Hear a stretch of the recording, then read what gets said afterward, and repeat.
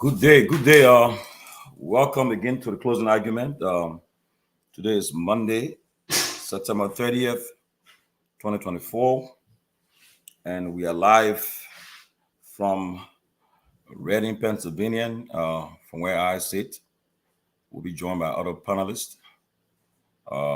Someone is in Charlotte, North Carolina, Raleigh, North Carolina, Delaware, York, Pennsylvania, Bensalem, Pennsylvania. We are all over the place. And our guys in Liberia, Ansu, our guys in Liberia, we got Ansu, Henry, and Myean. Ansu, Henry, and Myean. They are in studios in Liberia. And tonight, we'll be live on YouTube, on our Facebook page, The Closing Argument, live on Truth FM, and will be simulcast on all the local stations across Liberia. Tonight, of course, we have the former Minister of Finance and Development Planning, Samuel D. Tweh Jr. appearing in studio. He's coming in the studio. He'll be in the studio live to engage the Liberian people and to discuss about trending issues in the country and everything that occurred in the last couple of months. So we are opportunity to have him. As you're aware, former Minister Tweh returned to the country via Roberts Field Airport last week, and immediately next morning he went to the court where he was indicted by the Liberian government. He appeared in the court and he's received a bond and was released. His court date is scheduled for November 12th. So that had been an issue. Of course, you just see who just appeared. The chairman himself, Benjamin Big Boss Sanvee, just appeared. So today should be an interesting show. There have been a lot of talks about Minister Tweh in recent times. So we have the opportunity today to engage him, and he will engage the Liberian people. We'll take calls, and let's see what happens. Let's see how the discussion goes. But we are here. Chairman, welcome. Thank you, Tomalin. It's good to be here. I was trying to rush to see if I could make it in time. Looking forward to a fascinating conversation with the former finance minister. First of all, we ask everybody to please share the show. I think there's been a lot of interest with this show. I think he was on an earlier interview today with Julius J. and King Oliver Kine and I think Austin Kawa and a few other. And I thought they were. Oh yeah, they had a fascinating interview. Show. I enjoyed the guys. They listened to it. 11 notes to return. I took some notes because I wanted to ask him some questions here tonight. So we look forward to having a very fascinating conversation with him. We ask you to please share the show. There are a lot of people who, when they saw the flyer, a lot of people were asking me, and I don't know why they never thought we were still on. But so we ask you to please share it, put it in all your chat groups. This is going to be a very, very fascinating discussion. This is a no holds barred discussion. We want to get in the mind of Samuel Tweh. The first question I'm going to ask him is if no, I'm not going to give my question yet, but it's going to be a fascinating conversation from all ranges, right? I know I listened to him earlier today on the other interview, and he talked about the fact that he was not, he wasn't going to be speaking too in depth about his case, which is understandable. It's a legal case, but I think we're still going to ask him about his thoughts on that. What some of the things that are trending. Most importantly, his record is going to be under scrutiny here tonight. When he served as Minister of Finance and Development Planning, we want to know from him. There's a lot of debate about his record. There's a lot of debate about his stewardship over the economic policies of our country. And we want to know from him the famous harmonization. All of those things are going to be on the record here today. We're going to talk about that. Listen, I don't think Tweh is someone who shies away from, from tough questions. So I don't anticipate him shying away from any tough question. But I look forward to a fascinating conversation today. I do. I really, really do. I think this has been a long time coming. I predict this is probably going to be one of our biggest show because it's highly anticipated. Even the folks who could not listen to him on OKFM today, I think they're going to be listening to him tonight to hear what he has to say. What's his plans moving forward? He seems to be in a little political mode. What his plans? What's the CDC's plan? All of those are going to be up for discussion. I think the rest of the crew will be joining us. This is a free flow. We urge everybody to call a friend, tell a friend that we are here, and we're going to have a conversation with him. I think the YouTube page is up. Share the YouTube page, share the Facebook page. We anticipate a fascinating conversation. Let's welcome Dr. Peabody. Dr. Peabody, it's good to see you. Good to see you, my friend. Good to see you. And happy anniversary, wedding anniversary, Dr. Peabody. Yes, happy wedding anniversary to you and our sister. Thank you. To you and our sister Sange, we say, happy wedding anniversary. I mean, she must be a very strong woman to put up with you for what, 25 years? 23 years, man. 23 years. 21, sorry. 21, but I'm sure you guys were, it's longer than you guys been together. Oh, no, they did one there. You added probably almost going to 25, 30 years.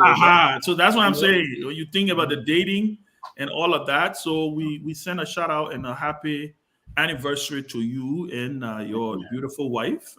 Thank you, man. Thank her for keeping you. Yeah, she is. You were refreshed. I mean, I think 2023 looks good on you. It looks good on you. You look refreshed. So we want to congratulate you. She's a good woman. I'm blessed to have her. Yeah, everybody in the chat, saying a happy anniversary to Dr. Peabody. 23 years, not small thing, my man. Yeah. And tomorrow my birthday too, bro. And tomorrow's your birthday. My birthday Yeah, President, we got the same birthday. What? Oh, yeah, that's true.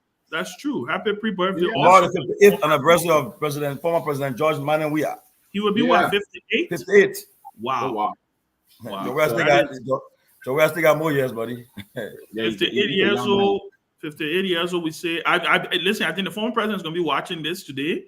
I think he's going to be glued to his whatever device. I know he's not in the country currently, I was told. But we look forward to having a fascinating conversation with the former minister of finance. His thoughts, like I said, Tomalin, we're gonna go through his record, right? His stewardship. He's one of the 6 years as Minister of Finance and Development Planning. Very consequential minister. You must give it to him. The country was in a very, very difficult place when he took over. Then they had COVID. But to his credit, the last World Bank report, the last report that came out, it's in the national budget, right?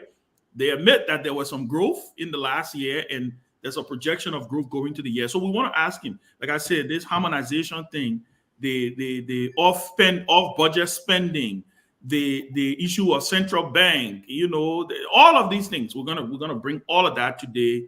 We're gonna put it all together, and we're gonna get his thoughts. And then, like I said, I'm also going to ask him some political questions. I saw him walk out of that studio today with his fist pumped in the air like Trump, and I want to know what does that mean? D2 is a political animal now, so we want to see what his thoughts are when it comes to politics also. But yeah, guys, great, fascinating. Tomalin, you're moderating, you're lead moderator today. Yeah, Ben, we'll talk just to talk about the weekend a little bit before the minister. I think I heard he's almost at the studio. Yeah. But he's already. Yes, he already in the studio. Yeah. Oh, so before the minister come in, we'll talk later about as soon as the team get ready, let you signal to us. I think the minister is seated already. Former minister is seated already. But Body, my man Ben, I will play that video. Body at the wake. Body took the house down. Man, the man took the house down. Body, what that song, man? What that song, Body? Body, what that song? People got to see the other side of me. Yes, they man. got to see the other side of me. I was like, yes, the great Body. But I have to eulogize my cousin the right way, man. Myean Garguah. I had to eulogize him and let him go the right way. And I was glad that the family asked me to do the eulogy at the wake, and I was glad to say some good things about him as well. So people, I saw people comment, "Gosh, this is not the Peabody we know on closing argument," and stuff like that, But it was a great time of just celebrating my cousin Myean Gongloe. So, but but we're looking forward to very great conversation with. Please share the show, guys. Share the show. I see the number. We have time to discuss it. I hope when the minister leave, we're definitely talk about it. But I think Ben, that's the time. I think we should now welcome the former finance minister. Yeah, and we're gonna get the rest of the team. They're gonna be joining. People are leaving work. Some people are setting up. The rest of the team will be joining us. We look forward to that. Please share the show. Share the show. Tell your cousin, tell your mom, tell your pa, tell everybody. This is going to be a fascinating conversation. So we look forward. Welcome, Honorable Samuel D. Tweh Jr., former Minister of Finance of the Republic of Liberia. Minister looking young. Is he muted? Let him fix his thing. Can he hear us? Somebody asking for Lofa. Lofa will be here, and the rest of the crew will be joining us soon. Please continue to share the show. Minister Tweh, can you hear us, please? Can you just confirm? He's muted. Y'all, please unmute him, just so y'all to do. I don't know. Yeah, I can. Okay, good. We can hear you now. We can hear you. Yeah, I can hear you. Yes. Am I audible? Yeah, you're audible. Am I audible? Yes. Can you hear us clear? We just want to make sure everything's good. Yes. Okay. Mr. Tweh, welcome to the closing argument. And first of all, let me ask you, how's everything, your family, and how's everything going with you at your end? Man, have I been here before? This is your first time the closing argument, Minister. Really? Yes. Yeah. No, that is not his first time. He's been here before. Oh, he came back once, eh? Before the election, yeah. Before the election. really when? I can remember. That's the Minister first time coming to closing argument. That's true. It's probably his first time coming. Yeah. Okay. I can't believe it's my first time. Wow. Well, how's the family? How's everything? How's your health? Everything's okay. Family is okay. Taking it in stride. We're blessed. We thank God for His grace. Dealing with challenges personally, but we're good. We're going to start right away because of time. My first thing I'm going to hit you with, just from today's program, no government can undo the CDC harmonization policy. Please provide more clarity on that statement, please. Well, the first thing, harmonization is the law of the land. I'm getting feedback, I think. There's feedback. I'm hearing myself. Guys in studio, can you guys please adjust the minister's ESS?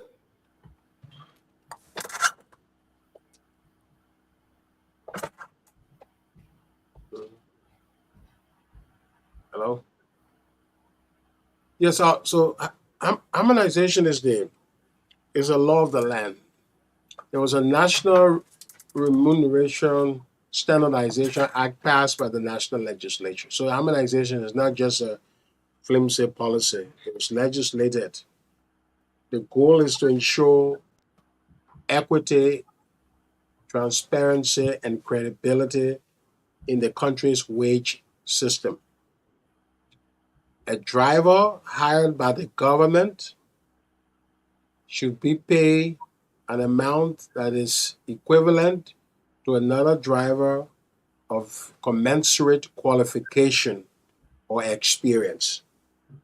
Prior to harmonization, government ministers, government officials had discretion in giving people compensation. So there was humongous wastage through a general allowance system that went on for years.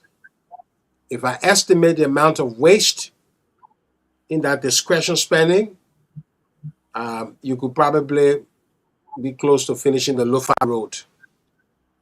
So partners were complaining about that. Unfortunately, they could not enforce their complaints on President Sirleaf. When President Weah came, they made strong case that, look, you need to work on wage. We don't feel good that our taxpayer dollars that we gave to the country being wasted on this kind of pay scheme. All right. So we went into that process. We lifted 15,000 people from below minimum wage, immigration workers, teachers who were making $45 a month. Okay, we brought 15,000 towards minimum wage standard. There were some 7,000 government workers who were making way above other workers of similar qualification. They had to make the sacrifice for their compatriots, their fellow Liberians, to come from beneath the water, above the water. People were under the water. You had to bring some people above the water. So in that process, it's not possible to address the salary challenges of all Liberians because you do not have the revenue.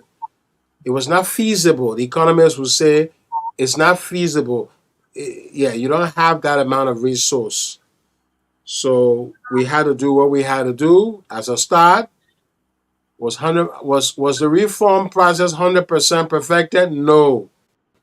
Was it 85, 87? You be the judge. But it was a success. You do a big start. You address the fundamental challenges, and then you continue to move on to fix the country. So it was a good thing. It was politically unpopular in the case of people who reduced schools, because how do you get to harmonization? When the government did the reform under the previous administration, that is under President Sirleaf, they started with 5 ministries or agencies: Ministry of Finance, Foreign Affairs, CSA, I think Ministry of Gender. So these ministries had elevated salaries. When they figured out that there was no money to continue the reform, they aborted it. Instead of going to Maryland County or Grand Julius County and put in 10 gallons, and when the 10 gallon finish, you say, okay, I just stopped Gata. I can't go to Maryland. That's what happened. So you don't have the resources to do that. So because of that, you couldn't bring these ministries down back. You just left it hanging, and the country continued that system for 4-5 years until the new administration of President Weah came, and then we had to fix. So when people say reverse harmonization, it doesn't have a meaning because there's no way you can do that. What you can say is that the government under this new pay system, where Liberians are paid more equitably based on a pay grade, their experience, and their education, you can increase government salary, but you're not reversing harmonization. So there are workers across the country who need to move from 250 to go to 350. All right? You need to move them there gradually. We have started that under President Weah. University of Liberia, salary structure, the pay was increased by 60 to 65%. This current government has to carry it to 100%. So I'm telling the university teachers, you will be hearing from them because you got to carry them to 100%. We promise that we're going to increase them. Judges have been on a graduated basis getting some increases because you see, one of the things about the highest hit people in the judicial sector, in the harmonization, were the people in the judicial sector. It wasn't a good, pleasant thing for the government to hit them because you see, judges are prohibited from engaging in businesses. They don't do anything else besides the law. So a judge can't open a store. All right? Yeah. So that's the only compensation. And what harmonization did was that it started them paying taxes. They were not paying taxes. Let's say the people in the judicial were not paying taxes. It is under the CDC administration that they started to pay taxes under the National Standardization Law. It brought an issue between the legislature, but we resolved that.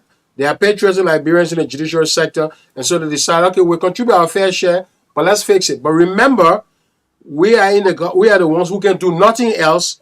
So our salary structure, so pay attention to them. We started to move them on a graduated basis. The new government should continue that graduated increase with them. The health workers, we have 5 million in the budget for them. This government has not effected that increase. We place it in the budget because we signed a memorandum with them that you are frontline civil servants in the health sector. This $5 million is a beginning to address midwives, salary discrepancy affecting midwives, nurses, and other health workers who've been low. There's a lot of confusion about what happened in the health sector. We put 2,000 health workers on the payroll. They were not there. Those health workers should be grateful to President Weah. President Weah, if President Barker had taken over those health workers, he probably would have said, well, the government doesn't have money, so you'll go sit down. We did not allow 2,000 persons to sit down. That would be like putting 23,000 Liberians into poverty at a rate of where one Liberian is responsible for 10 persons. So 2,300 people on the payroll at a cost to the government of $12 million a year. All right, the development partners were paying for those people, and the president asked the development partner to extend the fund. They said the money finished, so the government should absorb them on the budget. So those are all the reforms we took. Doctor salary going up, supplementary teachers getting on the payroll, volunteer teachers getting on the payroll, volunteer health workers getting on the payroll. Until we sign a policy and say we're abolishing all volunteer workers in the government to bring them on the payroll. This government has to continue all of that. It's work in progress. So it does not make sense when anybody tell you, say, we will reverse harmonization. Yeah, it's like somebody telling you, say, we made 2 + 2 = 6. No sense inside. So they're not English, they're not logic. It can't work. You can say we increase civil servant pay on a graduated basis because we don't have the money to carry all of them. But at least we're holding the government feet fire for the $5 million that we had there first for the health sector. Let's start with that. They say when the Christmas will be good, you will know from the eve. So we put $5 million there, you carry it up. That one time now you put your own there to carry the people up. So that's the thing. That's the long and short of harmonization. We didn't lose election because of harmonization. Because without harmonization, we were never going to reach to election. That was clear. You put us back in 2018, we will do harmonization under the same circumstances because we don't have money to pay people. Our revenue was low. We needed time and support to get our revenue up to stay our own. So we're proud of harmonization. The Barker administration is proud of harmonization because they're not able to reverse it. So it's the law of the land. Let's move forward. Thank you. Can we? Okay. I'll go to Ben Sanvee. Go ahead because yeah. So we're gonna do one question each, right? And then because of the time and there's a packed show. We still got I think 2 other persons, Grace and somebody who else supposed to be joining us. Minister, I want to pick up from where you stop. You said you did not lose elections because of harmonization. Let's take into consideration the margin between the CDC and the Unity Party was I think less than 20,000 votes. Yes.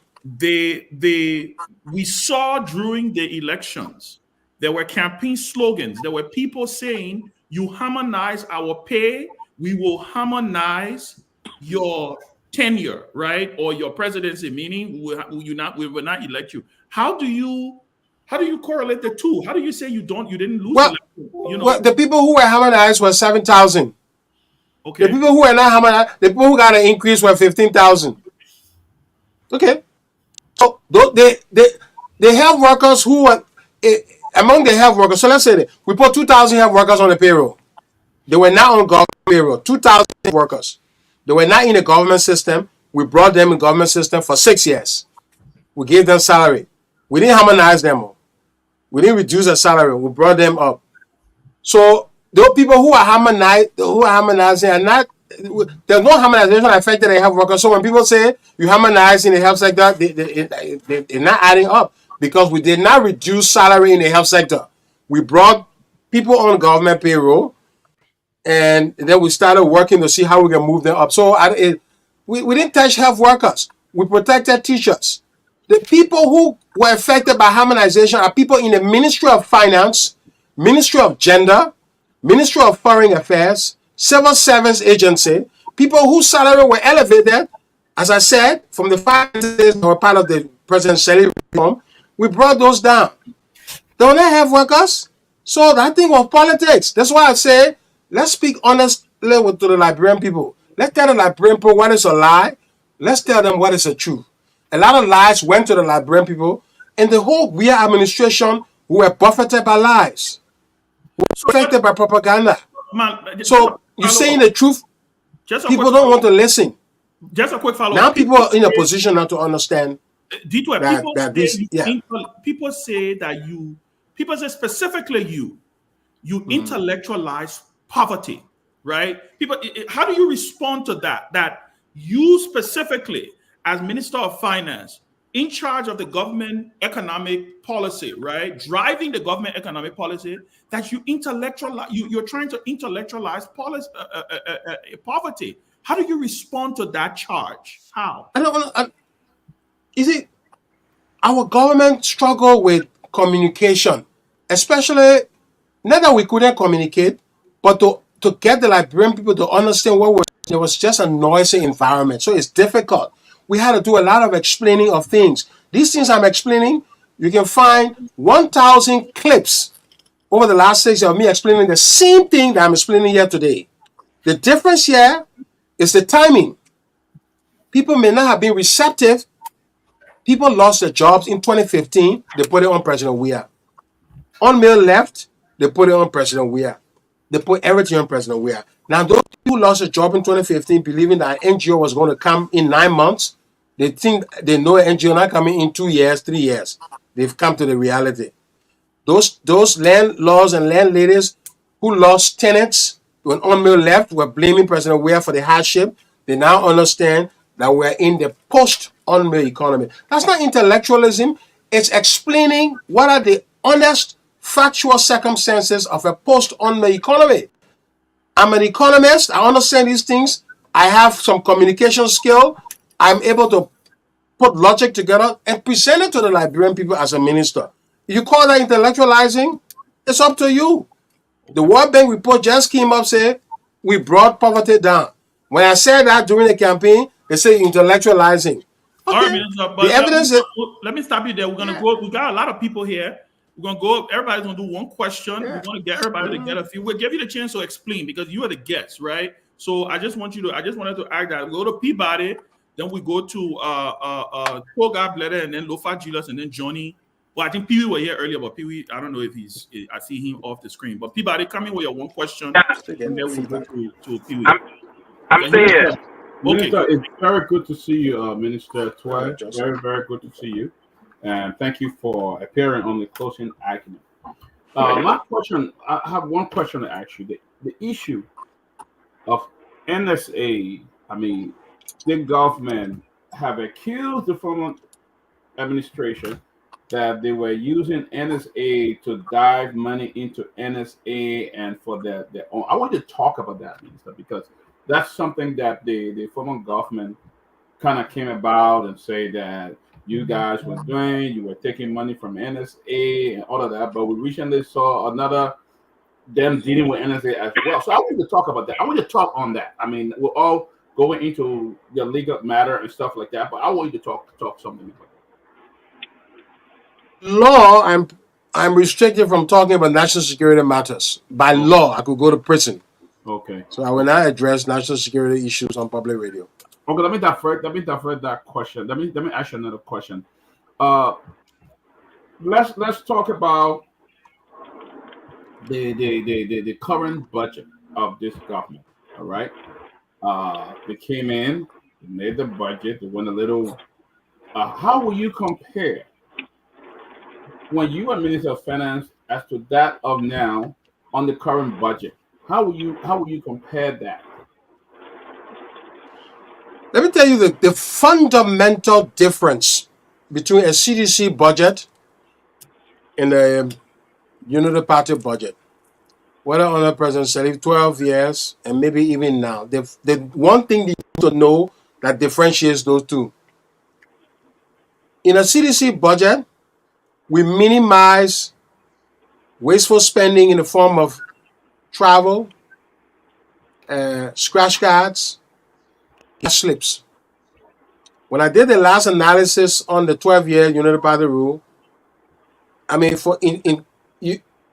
the total amount of money spent on gas coupons averaging around $22 million over a 4-5 year period. When I compare that same number with CDC, it's significantly lower, maybe around 2 million or so. Scratch cards, the same story. All those emoluments. What we did in our first 9 months is to do away. As Minister of Finance, I could not see scratch card, to be honest with you. To say I get scratch card, maybe the boards are on with giving scratch card. So if you look in the CDC budget, you saw that we did away with those things. We prioritize the key sectors where growth can happen. Let's solve roads. That's how you saw a lot of roads happening. Okay, do projects, renovations, do physical things that people will see. The reason is that there are 5.5 million Liberians. There are 70,000 Liberians working for the government of Liberia. 70,000. When I do the ratio where one Liberian benefits 10%, there are 700,000 Liberians who get some benefit from the government. Make it 1 million. So anytime a government payment is made, government salary, 1 million Liberians will sing hallelujah, we thank God. 4.5 million Liberians have no impact. So it is unfair for government benefits to be unduly, overwhelmingly concentrated among 70,000 people, leaving 4.5 million out. That is the principal logical difference between a CDC administration budget and a Unity Party administration budget. They tend to do the benefits among the people who are working for the government, who are not delivering effectively, as a matter of fact. The wage bill moved from 1 million in 2009 to nearly 300 million by the time President Levy left office. What we need to do now is to focus on those Liberians who are in the rural areas, who can get loans to do farming, who can get government stipend, government support. You need to find resources over there and stop the scratch cards and all of that. So in the other major difference is that our budget was focused on domestic revenue mobilization. We increased our revenue under Thomas Doe now, God bless his soul in heaven, to around 3 to 3.5% of GDP. This was huge even in COVID. This government has to sustain that performance, but go beyond Mr. Nas' performance to around 4-6% GDP. That's a lot of work. They have to focus on that. The 9 months, we got to see, we'll get them time. Revenue needs reorganization. So we'll cut some slack on the revenue people. But in a lot of other areas, we have not seen no movement. The people are just consulting about the development plan. We don't see any major road work. Look at Bushwa Island. The whole place is caught up. Even my lawyer, people are moving from Brewerville now, coming to Central Monrovia because of the road condition. Why? Because they have terminated the road contract on Mr. Uboti, maybe for political reason, whatever the case is, but there's no maintenance work going all around the country in 9 months. So there's a big difference. Liberians have seen that the rescue mission is actually, it looks like it's not a rescue mission. Yeah, maybe it's recuse. Yeah, they need to recuse themselves from power instead of rescuing the people. Yeah. All right, so we're going to go to Sylvester Pewee. Pewee, your one question, please. I think that Pewee's not ready. So let's go to Togar. Mr. Minister, how are you? Hey, Alexander. Yes, sir. I'm good, thank you. Now, that would be a sad question, but there have been some reports across the country. I know as a former minister, you can live anywhere you decide to, but there have been people who strategically have said that you are based in Abidjan. There's another group that says you have also gone to South Africa because of extradition treaty that is not between Liberia and South Africa. There are some that say you have a huge investment in Ivory Coast and all of that. Where are you positioned at the moment? Where are you based? I'm in Abidjan. And yeah, I'm in Abidjan. I heard those reports. Some people say in Russia, in Canada, in South Africa, somebody come and say, what are you doing in Burkina Faso? Burkina Faso. I said, my brother, I all over the place now, Okay. So yeah, you know. Another thing is you talk about 7,000 persons that were practically, whether we say affected or those were people you engaged on the entire harmonization policy, and juxtaposing that with your own thoughts that at least a Liberian in this country takes care of, a working Liberian, for example, takes care of around 10 to 15 other persons. So when you put it at 10, you're talking about around 70,000 persons that were practically whether affected or enjoyed the harmonization policy or not. I come in from where Ben was saying that don't you think this harmonization play a crucial role in the CDC's defeat?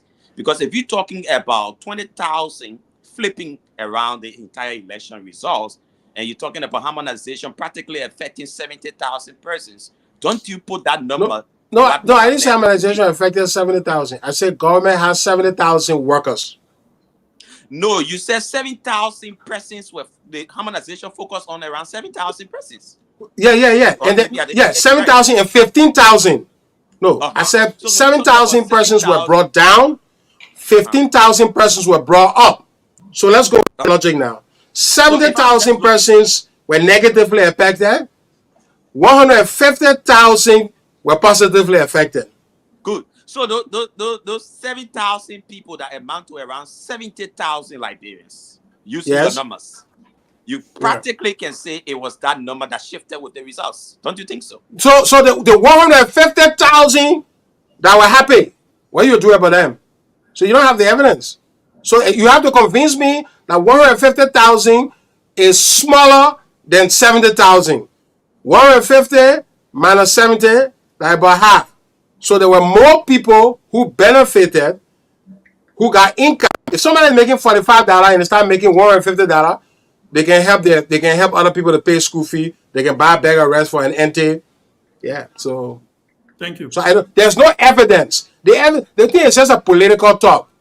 Because people wanted to just say, "Oh, you harmonize," but they didn't understand what they're talking about harmonization. They don't know. And the fact that they cannot do it tells you that there was nothing. It was a policy of the land. Nothing wrong with it. If something wrong with something, you fix it. If you got cancer, you remove the tumor. If you keep the tumor there, you die. Okay, thank you. Let's go to Lofa, and then we'll go to Johnny and then Grace. And she just... Mr. Former Minister, thank you for being here. Great to have you on here on the closing argument. Quick question, and this is just a side question for you. Prior to excellency to serve as a finance minister, did you work outside of Liberia? At any point in time, did you work outside of Liberia? And if so, what was your pay interval? How often did you get paid? Yeah, I was in America. I worked in America. You get paid every 2 weeks. Every 2 weeks. Were your salary consistent with that time frame? Was it did you consistently get paid? Yeah. Every 2 weeks you got paid in the States. Yeah. Great. So and the reason why I'm asking this question is you ascended to that position as a finance minister under the logo, the agenda, or one would consider the theme of having to change Liberia. Mm-hmm. You came in, and I want to read for you a statement that was just recently written or posted by one of your colleagues, an individual who served in the previous government, and appears to be that he was celebrating the fact that you all at some time did not pay civil servants or citizens up to 2 months. And in this post, it appeared as though he was celebrating the fact that you weren't paying people on time. Up to 2 months, you did not pay citizens, Liberians, but it is being considered a form of achievement. And I read the post, and then I'll get directly to my question and concern here. Isaac Doe, he posted on Facebook, at least we could go 2 months, maximum 3 to pay TC workers. but rescue now come and took it to 9 months without paying even a single month. This is from Isaac Doe, a man who served as a deputy minister. Appears to me, based on my understanding, that he's celebrating the fact that you guys kept Liberians for 2 consecutive months without paying. We're talking about people who had to pay their kids' tuition. We're talking about people who had to pay medical bills. We're talking about people who had to pay themselves, transportation, and all of these things. And you, as an economist who understands the importance and benefited from a system that works, you're sitting here today and telling us that you did what you could have done. First of all, I want you to react to Isaac Doe's statement and tell me what you could have done differently and hopefully better to better the lives of those innocent people that did not get paid for a month or 2 when you got your regular salary. Thank you. Well, thank you. Before I get into the salary thing, I don't know whether you're praising Isaac Doe or you're criticizing him. I'm confused. I don't know, but you should be praising him. You need clarity. He's on that. For the TESI program. It's a specialized program. You don't know much about it. I will talk a little bit about it. That's what I'm saying. You need clarity on what I'm saying. He said this TESI program here, our government, there was some noise about paying them. There's always dispute about the legitimacy. All that led to 2 months delay. For 9 months under the rescue regime, 0 pay. So CDC and rescue, who TESI is supposed to be happy for? They should be happy for CDC. You rather get delayed 2 months than get delayed 9 months. That what Isaac Doe saying. So you should be praising Isaac Doe, not criticizing him. Let me use that thing, not just TESI, but let me get to the heart of salary payment and on-time salary payment. Between January 2018 to around March of 2019, the government owed no Liberian, paid Liberian on time. Paid Liberian on time. January 22, June 22 when the president took office, 2018, and somewhere in March, April 2019. The government salaries, Wahala started when we missed a 20 million budget support from the World Bank. And the reason is very clear. We missed, the World Bank was pledging 20 million on our budget. Our salary is around 24 million. When you miss 20 million, you miss 1 month salary. Okay, you miss 1 month salary. We're not in an IMF program. Maybe that was an inducement to move us to an IMF program. The whole discussion of reforms that we needed to undertake, the people are not going to be giving us their money. That's why I'm saying if you didn't do harmonization, that you 1 month budget support you miss, so you're going to miss the next one. Okay, 2 months. If you continue not missing, you don't think the government will be finished by December? So we missed that. We entered into a salary crisis. We started scrambling. At the time in 2019, our revenue base was low. So you're struggling with domestic revenue. You're now struggling with external revenue at the same time. How you not face salary problem? You remember? This was the era where people said we went into the donor money. Again, people say the previous government had a practice where when they face financial difficulty, they take money from the central bank. When they face financial difficulty, they go to donor money and use it for salary. When the revenue comes, they put the donor money back. Oh, we do the same thing. You showing me we do the same thing. We're facing challenges. Donor money sitting down. Our revenue coming, we can later on. We use the donor money and pay salary. When the revenue comes, we put the donor money back. We continue the same practice. When I became minister, the AFDB wrote me that the previous government took about 3-4 million from the budget. We will put it back. We put it back. There was no politics CDC made with that one. But by the time John Weah government did it, it made a policy and said we told donor money. Nobody told donor money, nobody. It was just a convenient thing to resolve salary so they can be on time. So I can tell you that from the beginning, there were a lot of salary pressure.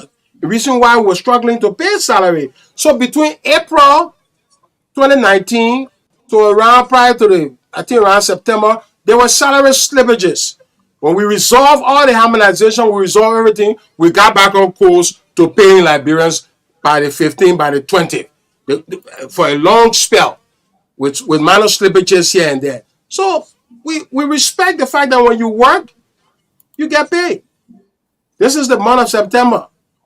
Usually on our administration, civil servants have gotten paid. So they get paid here for September. They stay processing their payroll. They will get paid in October. All right. So the long and short is that the John Weah administration performed well on paying on time, for the exception that I've described here, for the challenges. And you bring those challenges back, no government can solve those challenges. When you miss 20 million from the World Bank, yeah, you can't just go to the central bank and take the 20 million by the problem. It will take time. So yeah. But as a though, it's really saying we did better with Tessie. Tessie is not a civil service structure. It's a specialized thing. It has some issues with a lot of fighting among the new program, the old Bishop Waterway people. Some people say claiming money, all kinds of things. We work to resolve it. We pay them. The government stay now money getting nothing. So that's what I'm protesting for today. I think that's why I laid the premise. I think that's why I laid the premise. The fact that you asked for clarity. I laid the premise that you work in the Western world. You were. Yeah, but Lofa, we gotta go to the other people. I think you gotta go. Let me just make clarity. You asked for clarity on that. You got paid timely. Liberians were left 2 to 3 months without getting paid, and you are celebrating that as an achievement. No, I just told you. No, I'm not celebrating 2 months delay. I told you Tessie is a technical program that has difficulties that occasion the delay. There were a lot of disputes, there are a lot of issues around that. So that's the reason. No government should owe people salary for 2 months. But when you have issues you're dealing with around the structure of a program, all the contentious issues, there will be those delays. But we've resolved that way in 2 months. The current government are resolving in 9 months. Do you rather get paid in 2 months or get paid in 9 months? Which one you go for? I'd rather get paid timely if I'm supposed to be paid. No. Okay, you're not getting paid timely. 2 months versus 9 months. Which one you choose?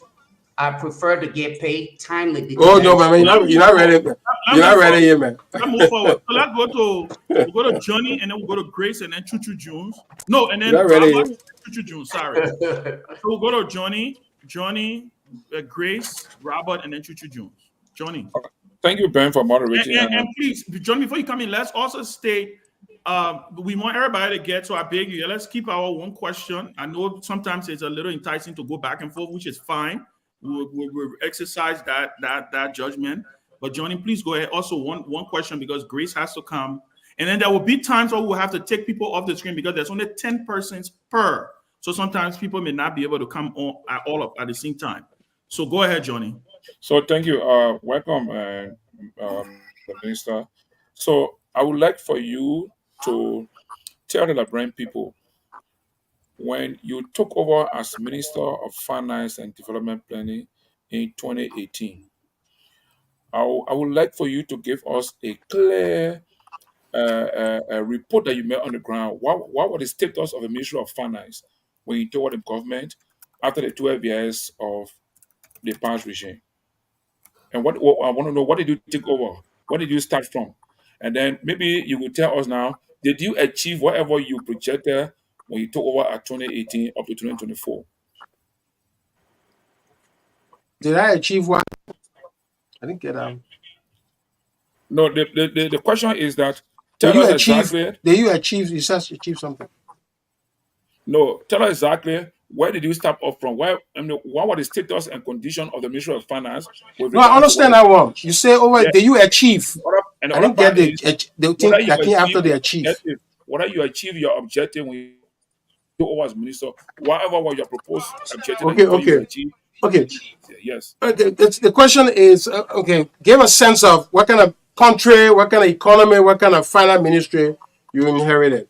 Well, the long and short of that answer is that we inherited a more difficult finance ministry, a more difficult economy than the one we passed over.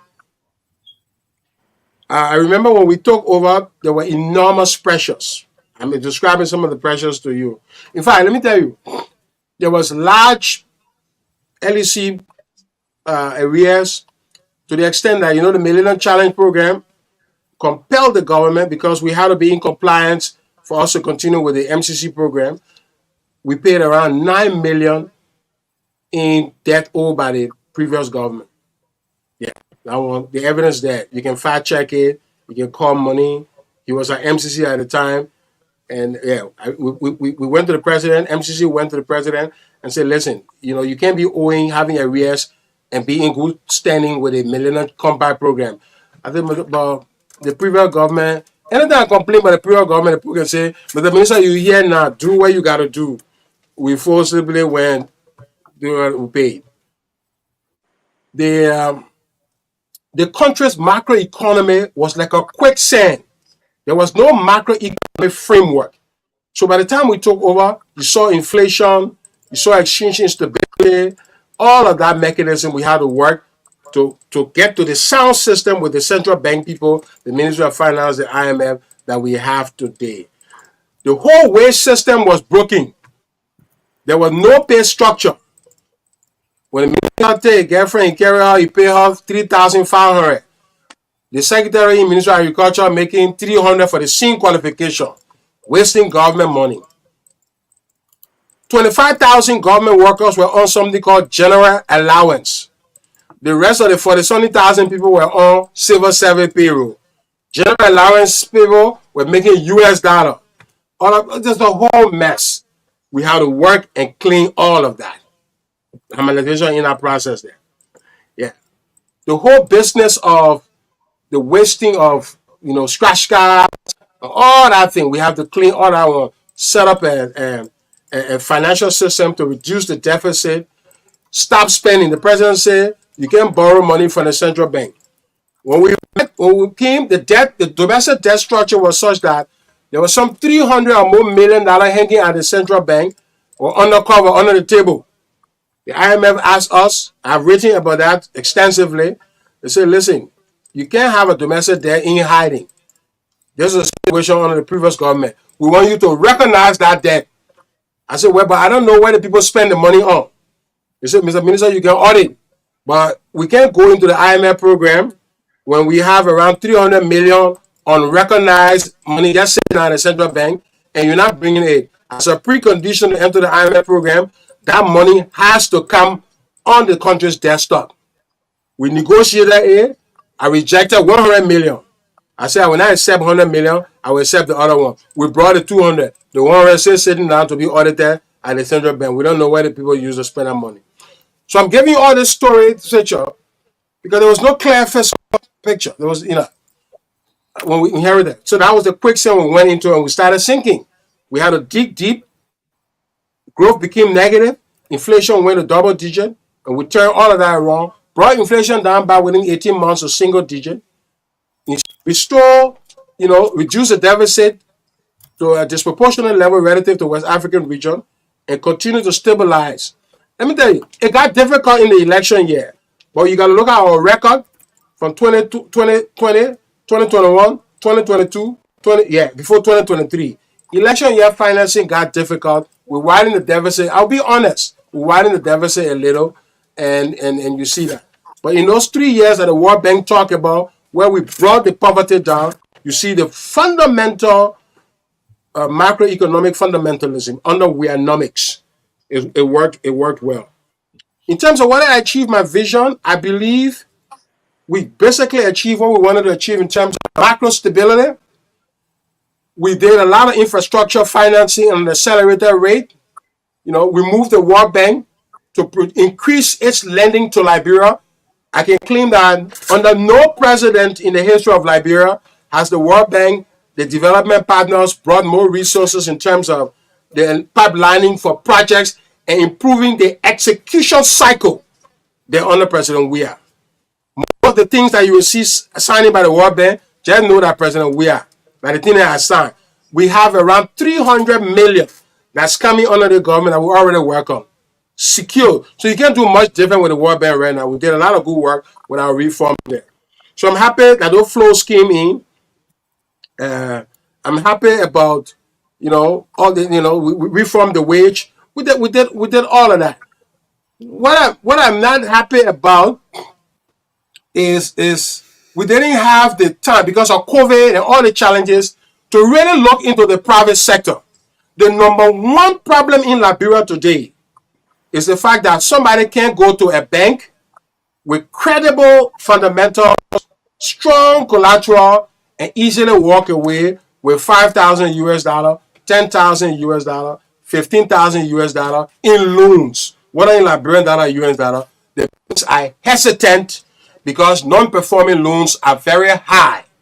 So they don't want to risk. So because of that, all the money the bank's sitting on, going on importing rice, importing gas, importing palm oil and fish, I mean, that's it. Maybe that money is not going to value-added sectors to provide jobs for the children who graduated yesterday, on Saturday, and who will be graduating from university and all of that.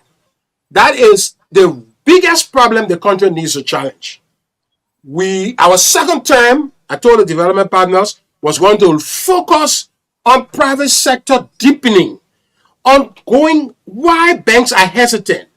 All the players that need to do something about it, let them do something. That includes the banks, the government, the judiciary, the regulatory burden, to make it easier for the government, for banks to be able to loan. That we didn't solve that problem is a burden to me. We didn't have the time. We hope we had a chance in second term. This government, I have not seen the focus. Now, this is an advice I'm giving them. I have not seen the focus in the first 9 months. They're running behind all kinds of things that are unnecessary. I don't see the focus in the next 2 years. Now, if you don't see the focus in the next 2 years, just give it up. You finish. You can't do anything now. Because by the time you finish 3 years of election, people start doing politics, it's a whole mess. So that's my biggest regret I have, that we need to do something about the private sector in the country in a serious way. I don't think we've had a serious conversation yet as a country. Thank you. And let's also just state, we're hearing people are saying that they're having issues hearing it on the radio in Liberia. The studio is saying they're working on the audio. I think that the radio station as a whole. Yeah, the audio is... So they're working on it. So we just want to let everybody know that. But we'll go to Grace for her one question, and then we'll come to Robert Garguah and then Alex Chuchu Jones. Okay. So I will ask you to please allow me to lay my premise. Grace, we gotta be. I beg you, we gotta. It's not going to be long. It's not going to. Yeah, be we long, plenty. but We you don't have want to because allow once me- you do it, then everybody else will want to do it. I beg you, please. Yeah. Okay. So good afternoon, Mr. Samuel D. Tweh Jr. That's your name, right? I tried to look up. I think so I could call your right name, and my name is Grace Guar, and I follow various incidents that happened in Liberia during the government that you served in tenure. And one of the things that struck out to me for you was that in 2018 September, you wrote a $60,000 flight, first class, despite Liberia's severe economic struggles. So then when you were asked why you wrote that first class, you tried to justify it that you work with African Development Bank and your annual pay rate was like $500,000 a year. I went to do my research and I found out that the PL6, which the position you held, the PL6 officer, makes $63,000 and $63,843 annually as of 2023. So, although this is not relevant to the decision or you spending the money or anything, but the idea that Liberia, Liberia is still in a poverty crisis, even during your time when you serve as finance minister, for you to have a flight of that amount was just too much for some of us to handle. But then additionally now, you and 4 other officials from the real government have been indicted for allegedly embezzling $500 million. And recently, I just read about you in a newspaper. I felt that you were supposed to be arrested when you arrived at the Liberian the International Airport. When you came into Liberia, I felt that you had arrested you because you have been a fugitive for almost 2 months running away from your indictment. You did not show up. So I want to ask you, where were you when this indictment came? Were you in Liberia? If not, if you're not in Liberia, you were in Ivory Coast where you claim to be living. Did you not hear about the indictment? Were you not sent information to appear to Liberia and make sure you face the justice system? You stay out of the country for almost 2 months. And then when you were satisfied after you talk all kinds of things about the courts or Liberia that you didn't trust them, then you came back to the country as criminal as the justice system is. They allow you to go and set bond.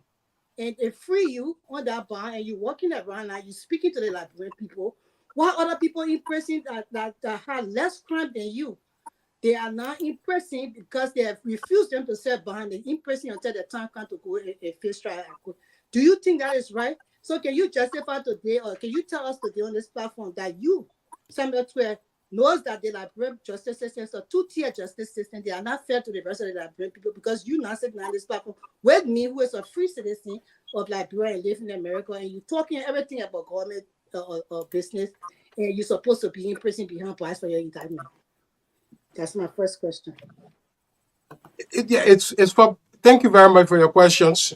It's for people like you that I have decided to speak up, because these are the kinds of information that have been out in the public and for which some Liberians may have voted against us. And all the information you put out is lies. I would have no problem with the information you put out if any one of them was truthful. So my point to you, I want you to criticize me, I want you to like me. But just find something that I do that is factual and say it. I will not deny that I did it, but I will find a rational defense and explanation for it. So but everything you said here was lie. Lie number one. You said I was making $500,000 every year at the African Development Bank. That's a lie. I never made $500,000 every year. My salary at the African Development Bank, I think, was around $135,000 to $140,000 a year. When I declare my asset, go to the LACC, that salary is there when I took over. So under the Freedom Information Act, you can access my asset declaration. You will see how much I was making. I don't know where you heard I said I made $500,000. When I say something, people lie and distort it, and that lie amplifies, and Minister, ladies like you or people like you get it, and you think that's the truth, and you continue to pass it around. Minister, So can you hear me? Yeah, Minister, yeah, I can hear you. Point of correction, she said 63,000 a year. She said the what was it? PLC? No. She said 500. I wrote 500,000 down. Yeah, she said it. She said newspaper carry that you justify. No, Grace. Let me explain to him. No, Grace, 1 second. I don't want us to delay. How much did you say he made at the African Development Bank? That's the contention, that's what I'm right? trying to tell you now. You're not giving me a chance. No, but it's just simple. You newspaper clippings for 3 or 4 different newspapers online and also in Liberia stated that when he wrote that $16,000 flight in September 2018, he justified it that because he made such a money. How much? That's why I forced him to ride that flight. How much? How much did you say he was making? He made $300,000. Some people say he made $400,000 a year. Okay. Sorry. Can I stand to be corrected? Okay, go ahead, Minister. Okay, so Brad, you have to listen, because this is a danger that we are in here in this country. The woman is saying that I said I was making 500,000, so I justify I can wear first class. I've never made 500,000 a year in my life. So that's a lie. So she owes me an apology. And if people lie on me that I say I made 500,000, they owe me an apology. You can't use that misinformation to come and ask me a question or to write about me. You owe me an apology there. So I did say that I have the income to be able to afford that ticket. And I called my adequate income at around $135,000 a year at the African Development Bank. I can buy a first class ticket. Simple. That's what I said. 2, the other thing you said, weren't you supposed to be arrested? No. I wasn't supposed to be arrested. In this country, when you are indicted, first of all, I was out of the country. I did not leave the country because of any case business. I said that to the OKFM. I was already out of the country long. When the indictment came, I had to secure a bond. I had to come into the country. He's muted. What? Who's doing? What are you doing? Go ahead, Minister. Can you hear us? Okay, I had to be. Sorry.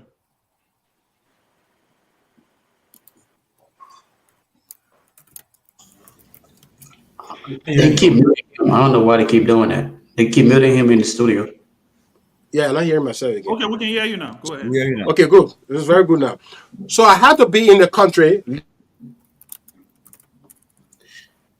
But why they keep muting him? Just don't touch it. Because Justice he's not in Liberia. They're trying to avoid the echo in his Now, message. when the indictment happens and I'm coming in the country to face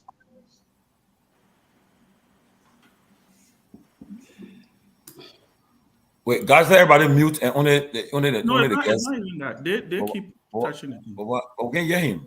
Gentlemen, in the studio, y'all stop muting the Just don't touch thing. it. Everything was fine. No, he was getting echo. And that's why I guess they started to. All right, can we hear him now, please? Y'all go ahead. yeah. Okay, I'm we not can getting hear the echo again. We can hear Okay. you. Good. Okay, so that the government cannot arrest me because I'm now under a bond. You know, I got bail under the Constitution. So I don't know why. To my question to you, why you want me to be arrested? The only thing I can think about is that just to make a case that we arrest Samuel Tweh, we put in handcuff. I will buy one handcuff and just bring it one day and just put my hand on it so you can have the picture you want. Because I think you'll be okay. Because another way we want any corruption. So At can no I answer time, the question? another lie, at no time have I denigrated the judicial system. No way. It's not I possible. just answered that. Grace, you can't do this, Grace. You can't No, but interrupt you the see, show. because I- But Grace, you're not the I'm only partner asking- on the show. You can't do that. Give the minister a chance to answer the question. I should let him speak. No, you can't do that. When you are speaking, Grace, he listened to you. Give him the chance, let him answer the question.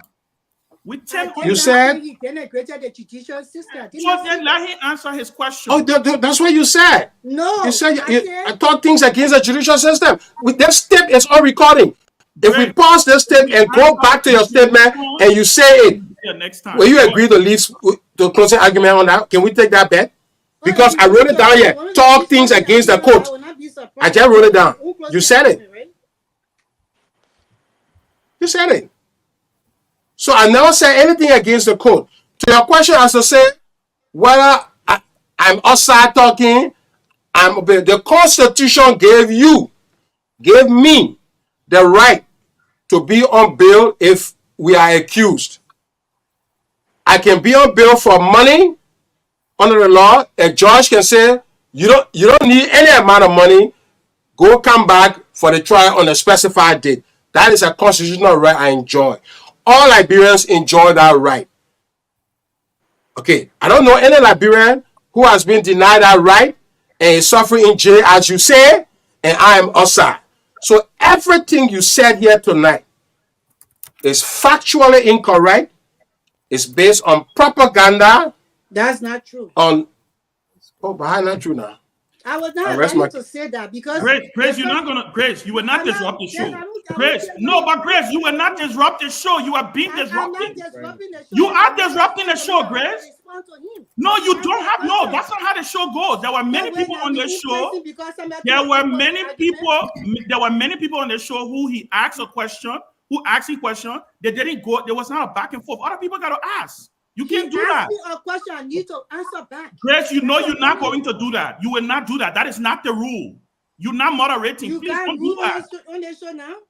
Don't Is do that. rule here? Please go ahead and let the man finish answering the question. Let Robert ask. Let Chuchu Jones ask. You can't do that. Go ahead, please. Can we get let's get Robert to ask his question, then we'll go to Chuchu Jones. Thank you, Minister Samuel Tweh. It's great to have you on. Am I audible? Can you hear me, sir? I think he's Can frozen. he hear us up? I think he's frozen. He looks frozen. So let's Hopefully who will get yeah. them back. Raul, when you're addressing that's one of the major new progressives, so you got to address it with some level of. Guys, and it's important. We I'm this in my is just the diplomatic first round.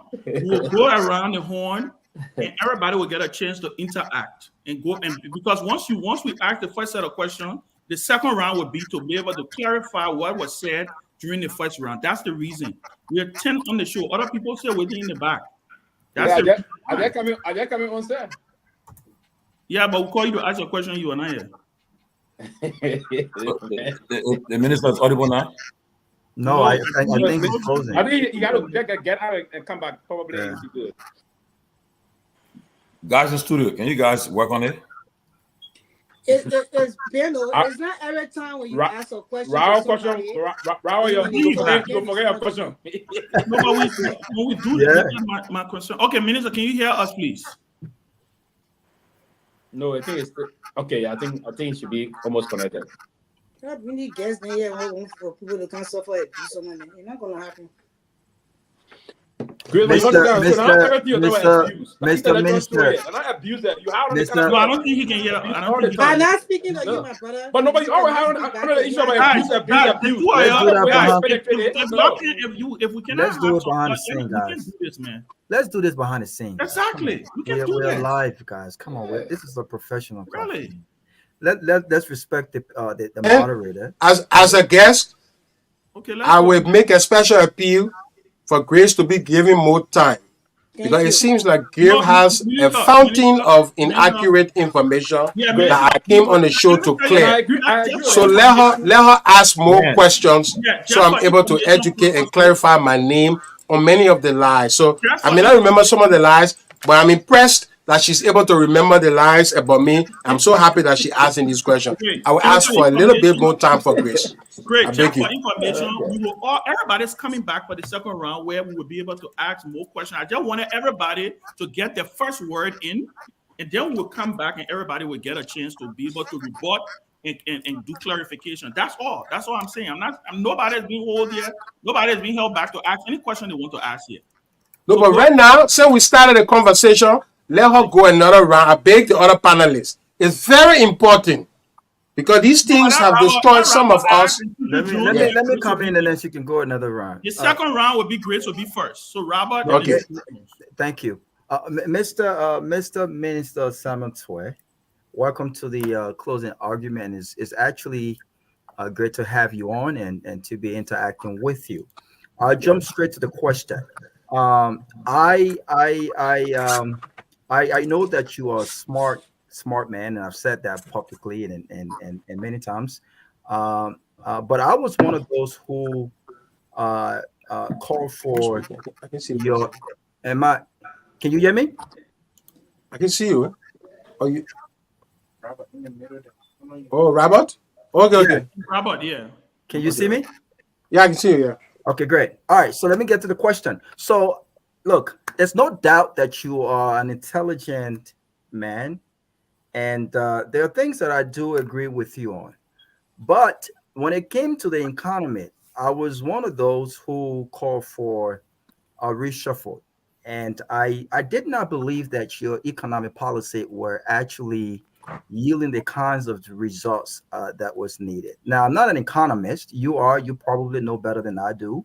But for the sake of the audience and myself, I want you to use this time to educate me and tell me why I was wrong. In the third year of the George Weah administration, I thought that you did not have the economic policy to get the results that the country actually needed.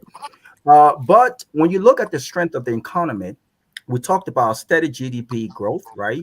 Low unemployment, consumer confidence, stability in inflation, and so other things. But most importantly, job growth in the private sector tells you the strength of a strong economy. Maybe Liberia is different, but I want you to tell us today, do you think that as finance minister and given the agenda of the president, the pro-poor agenda, do you think that you are proud of the work you did, specifically when it came to an economic policy that uplifted the regular normal masses, the 80% of the folks who are not privileged like you and I are. Do you think that your economic policy actually uplifted them and made a difference in their lives? Thank you very much. It's a very important question. And the answer to that question is yes, we believe the policies we pursued made a dent. The circumstances, as I said earlier in my other answer, did not impact the private sector in a way for a variety of reasons, not because of the lack of policy, and I will explain that. But if you're talking about the kind of policies, the macroeconomic policies that we put in place stabilize the economy. You have to give us a B plus, A minus, or A for that one. Macroeconomic. The evidence is in several of the IMF reports and the World Bank reports. So you got to credit us for that. Fiscal and monetary policy we put in place.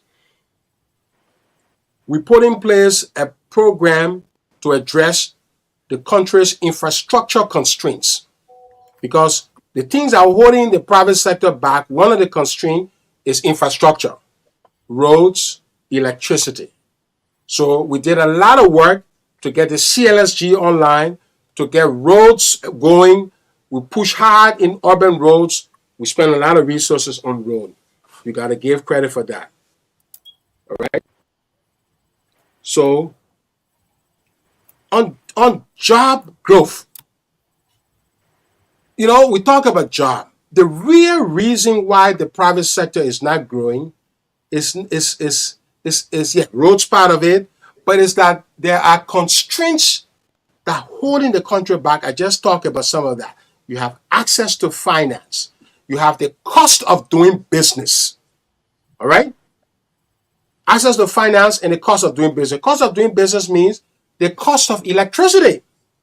If a company is choosing between Cote d'Ivoire, Sierra Leone, and Liberia to locate, they're not going to come to Liberia, because when we took over, the cost of electricity was 35 cents per kilowatt hour. When we took over, the president worked and we brought the cost of electricity down to around 20, 21 cents per kilowatt hour. Even though there's progress from 35 cents to 21 cents, it's still high relative to our regional neighbors. They are working around 11, 12 cents per kilowatt hour. So if a firm that is relying on heavy use of electricity, like SETI, you can locate many factories in Liberia. Jetty has 3 plants in Ghana. I visited him to talk about his cost. 3 plants. He has one of those plants in Liberia. And the reason he has one is because of the cost of electricity. He runs his own generator. So the reason why, the fundamental reason why we have not seen the private sector expand has a lot to do with electricity cost. So the work you saw us doing was to continue to work with all our partners, the IFC, the World Bank, the African Development Bank, the European Union, do all these projects, European Union projects, the transmission. You saw the president dedicating a lot of these things. It's all about bringing affordable and available electricity, which the investor will then look at and make his determination, say, I want to move to Liberia to locate my plant there and hire people. As long as they're not making that decision, you cannot move the job needles. So you got to do the roads, you got to do the electricity, then you got to do the credit. Because when our manufacturer comes, as a manufacturer, he needs smaller businesses to link to. For those small businesses to benefit from that manufacturer, they need money from LBDR, from EcoBank. If they're not able to go to LBDR, EcoBank, and UBA to say, yeah, please give, or IB Bank, please give our loan, then they will not be able to link up with that manufacturer. So these are all the things that are holding the country back. In the last 6 years of my work, I spent enormous amount of my time with all the stakeholders in the economy trying to deal with these problems. That's why I told you we called a judicial conference thanks to the support of the Chief Justice. She brought business people, but she said, look, this is the first step. We got to stay calm around. The cost of doing business got to come down. So So those policies, those regulatory burdens got to erode. So you can't. It's not because it's work in progress. This government has to move the needle better than we did because the circumstances are more favorable now. They don't have to deal with the macro issues that we deal with. Under the IMF program, we're not talking about double-digit inflation. We're not talking about exchange stability. So the Minister of Finance, Garguah, my brother, friend, and the governor, another friend and brother, Samoa, they not got to worry about those fundamentals.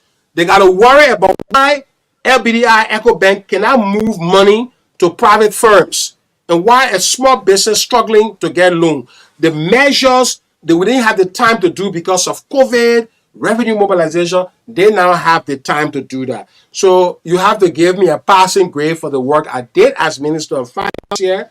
We work on a lot of revenue measures to increase revenue, to stop exemptions. Some of the things we work on will be part of the IMF program that these people are in. The VAT, to move from the GST to go to VAT so we can increase the revenue envelope and bring the country in compliance with the rest of the system in West Africa. And most countries are moving to VAT. That work is also part of the new IMF program. We did that work. Most of that work was completed. The legislation to move to VAT was submitted to the legislature before we left office. So you didn't know a lot of this stuff. I think, you got to revise your grading now. And I know we're going to grade your gaming now. Haven't heard me. Okay, so what we're going to do, Chuchu Jones is going to ask, everybody jot down your counter. We got no Robert has a counter. So I know that already. I see it on his face. So everybody jot down your counter. Everybody the second round will have their 2 or 3 minutes each to engage with the former minister.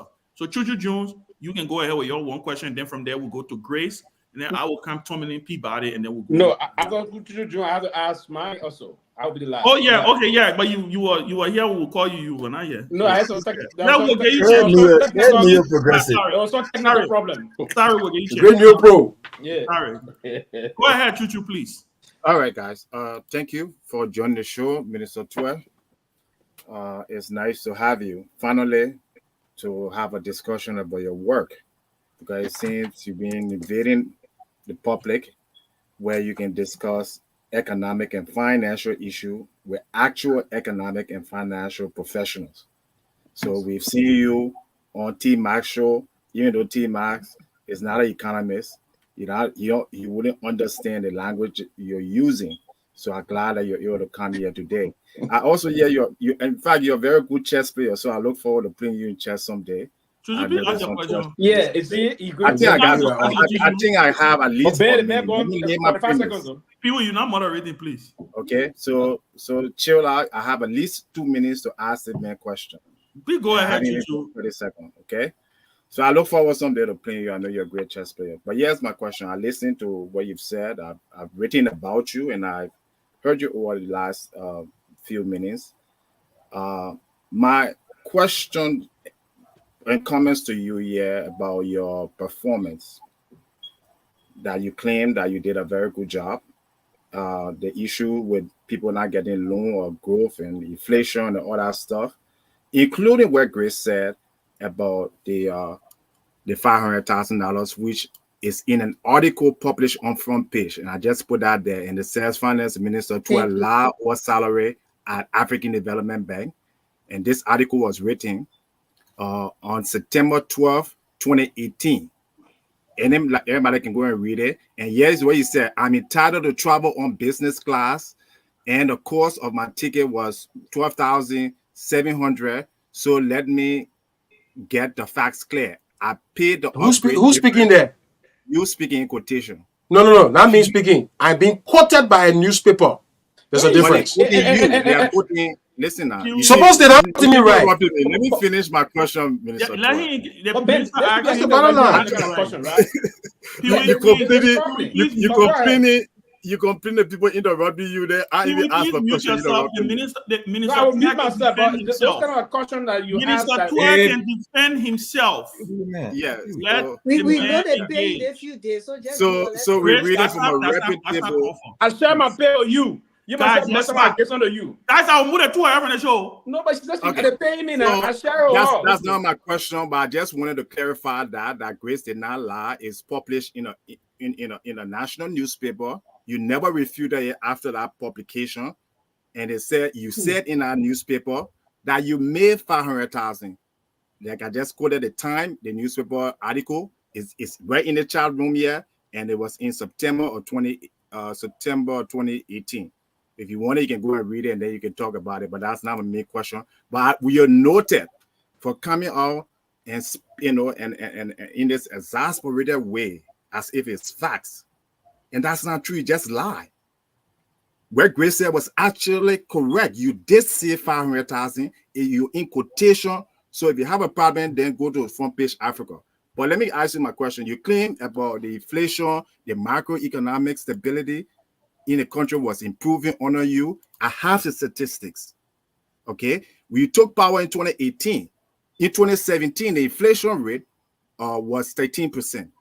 From 2018 to 2021, the inflation rate went up to 31%. Okay. So you did not bring the inflation rate, and it stayed 31% up to the time you left power. It was 11%. The inflation rate today is 6%. So in other words, the claim that you're making here, that you brought inflation down and you increase GDP. Let's go to GDP. I have that chart too, and these are all numbers that are coming Alex, what's from your question? IMF. What's your I will question? leave my question. I just Yeah, because you've gone by about 3 minutes. So what's your question? Okay. My question here is the information you're giving, they are not correct. Liberia is still the poorest country when you took over. We have one of the highest extreme poverty, not even poverty, 45% when you took over. Our HDI is still one of the lowest in Africa. So your claims, you also took over $1 billion in terms of loan. You lie here and say that you didn't borrow from the central bank. If you go to the different budgets, which we have here up to 2021, your government did borrow hundreds of millions of dollars from the central bank. You borrow from the IMF. You borrow from every entity, the African Development Bank, in the tune of $1 billion plus for domestic and foreign borrowing. On top of the revenue, you collected over $2.5 billion over the 6 years period. And you're telling the Liberian people for that money that you build roads. $2.5 billion over 6 year period can build every road in Liberia. So my question to you, the money that you borrow, the over $1 billion you borrow, the revenue that you generated come up to over $3.5 billion. Where did that money go? And what was your salary of as Minister of Finance, your compensation for as a minister? Because you claim to have a transparent government. Alex, ask your question now. You want to know that question. Yeah, I'm done here. That's my last, Ben. That's my last ask thing. your question. Everybody's entitled to one question in the first round. There's one question I asked you. Okay, so that's it. Minister, please address. Let me answer the question. Okay, so we have another questioner who basically everything the questioner says is a lie, and then that question that he's saying I am lying. So that's the problem we have in the discourse with the people who are opposition people who cannot take a fact and find a question around it without saying the fact does not exist or without distorting the fact. On the first issue about the 500,000, you are putting a Front Page Africa story. There have been lengthy between January 2018, the whole of 2018. When you open Front Page Africa, you will see war between Front Page Africa. Go do the research. We were fighting war. Me and Front Page Africa were fighting war. They were making misstatements about me. I was clarifying it. They were distorting. That's a fact. That part of my past history is there. At no point in time did I ever say I made 500,000. So if you are quoting somebody who is misquoting me, you don't hold me responsible. You say you are being quoted as saying you made. Is that true? Because that's what Front Page Africa quoting. Now what you're saying. You say you lie that you make. So there's a difference. That's not how you communicate to the Liberian people if you are honest. Again, I did not say I did not make 500,000. I don't see any reason why I don't make 500,000. I mean, to pay for business card ticket, why would I want to go to 500,000 a year to justify when I'm making that kind of money? 135,000, I will embellish a small set. And yeah, I will add 15,000. Let's say I'm making 145,000. How somebody will move from 135 to go to way 500,000? That's not making sense. Stop that. So don't even repeat that thing here. It's a lie. You also said we made no progress on inflation. You are basically going against the grill here because all our progress is documented in all the successive IMF reports. And I can furnish you with those reports. If you give me your WhatsApp, I will furnish you the quotes and all of the reports, all of the sources. I'll give you the data. Inflation went under us to double digit because of the macroeconomic situation we inherited. We did nothing and we saw the exchange rate escalating and inflation going on because of the lack of effective policies under the previous government. We complained, but we had to hunker down. We worked and we brought inflation down to single digit as low as 7%. That's a fact. Go to the CBL, go to the IMF, call anybody here.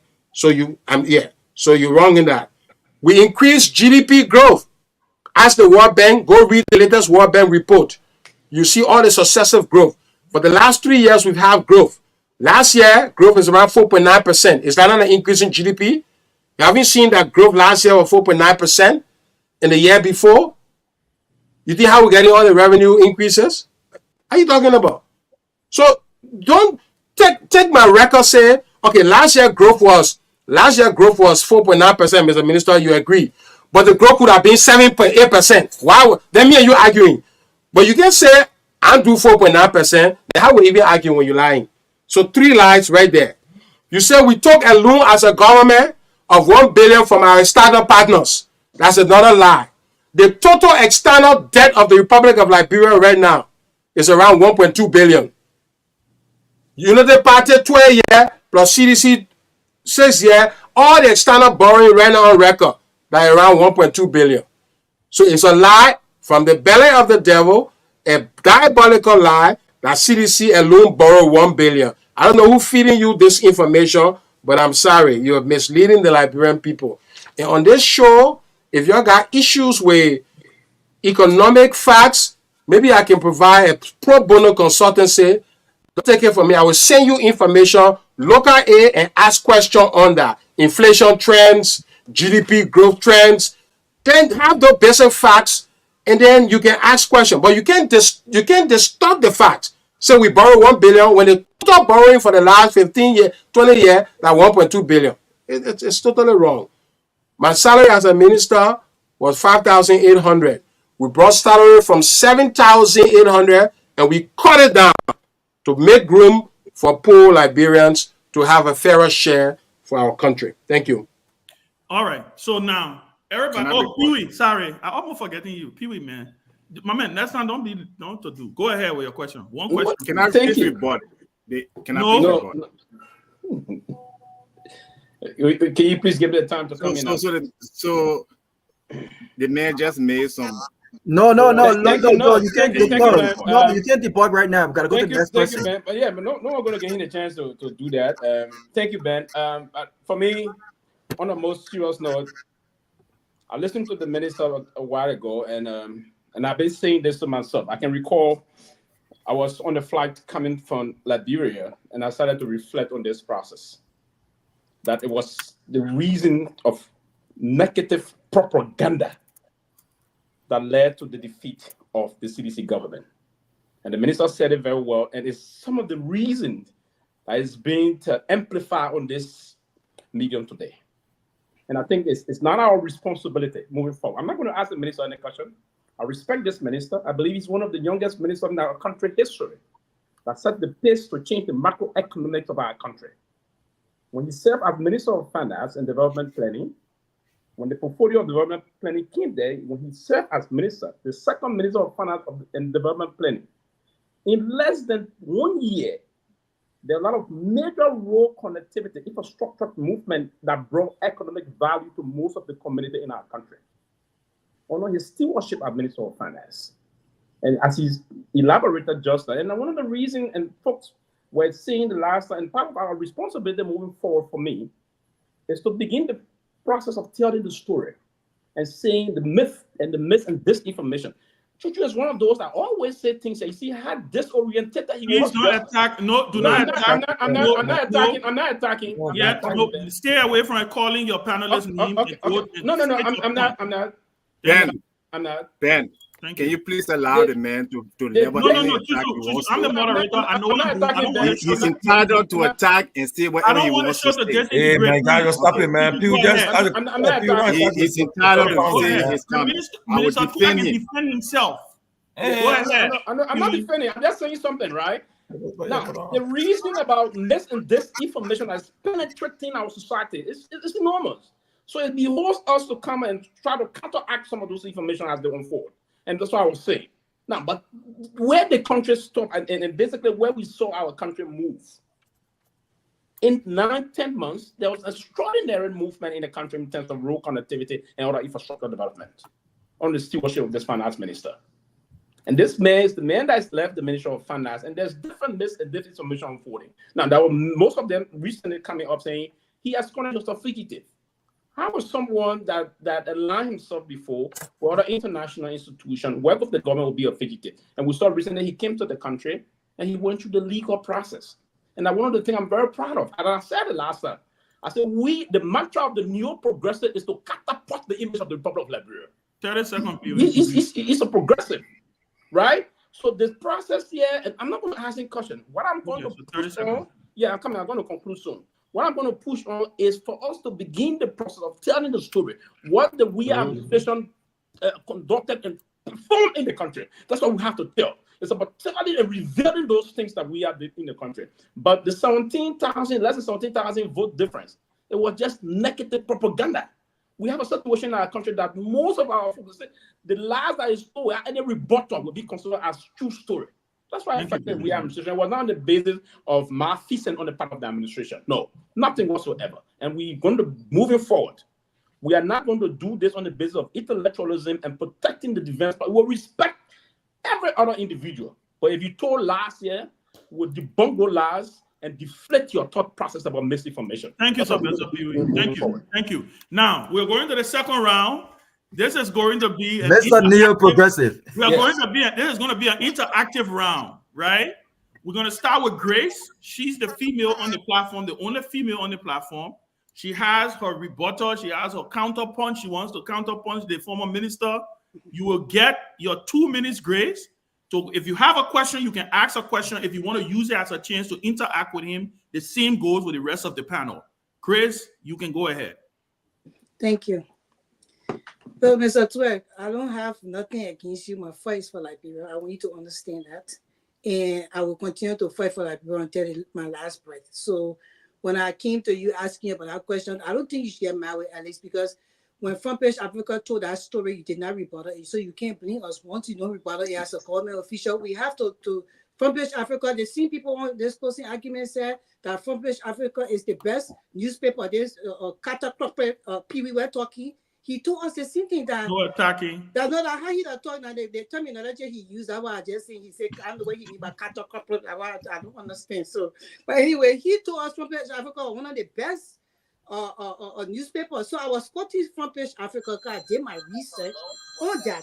But my question and also the indictment, I feel personally that's my personal opinion. You don't have to agree with me. I feel that the justice system is a two-tier justice system, because if you are not Samuel Tweh and then finance minister, today you are going to be behind bars. But they allow you to come to the airport. They not even arrest you. You went there and set your bomb, because I feel the judicial system is a CDC judicial system and nobody can take that away from me. But my question to you is, according to the recent CBL audit report, your government borrowed $83 million from CBL from October to December with all legislature approval. That is the same thing here Joseph Boakai government start doing again. you Samuel Tweh say you took $24 million from the road funds to pay that in a violation of the you took $24 million to pay for road funds, and in that itself is a violation of the law. I want you to explain under the CDC inflation. I want you to explain that, and I just want you to know that under CDC inflation went up from 12. Inflation went up from 12.4% to 20. God, I wrote it down. God, I read it when I want you to explain this to 27% in less than six months.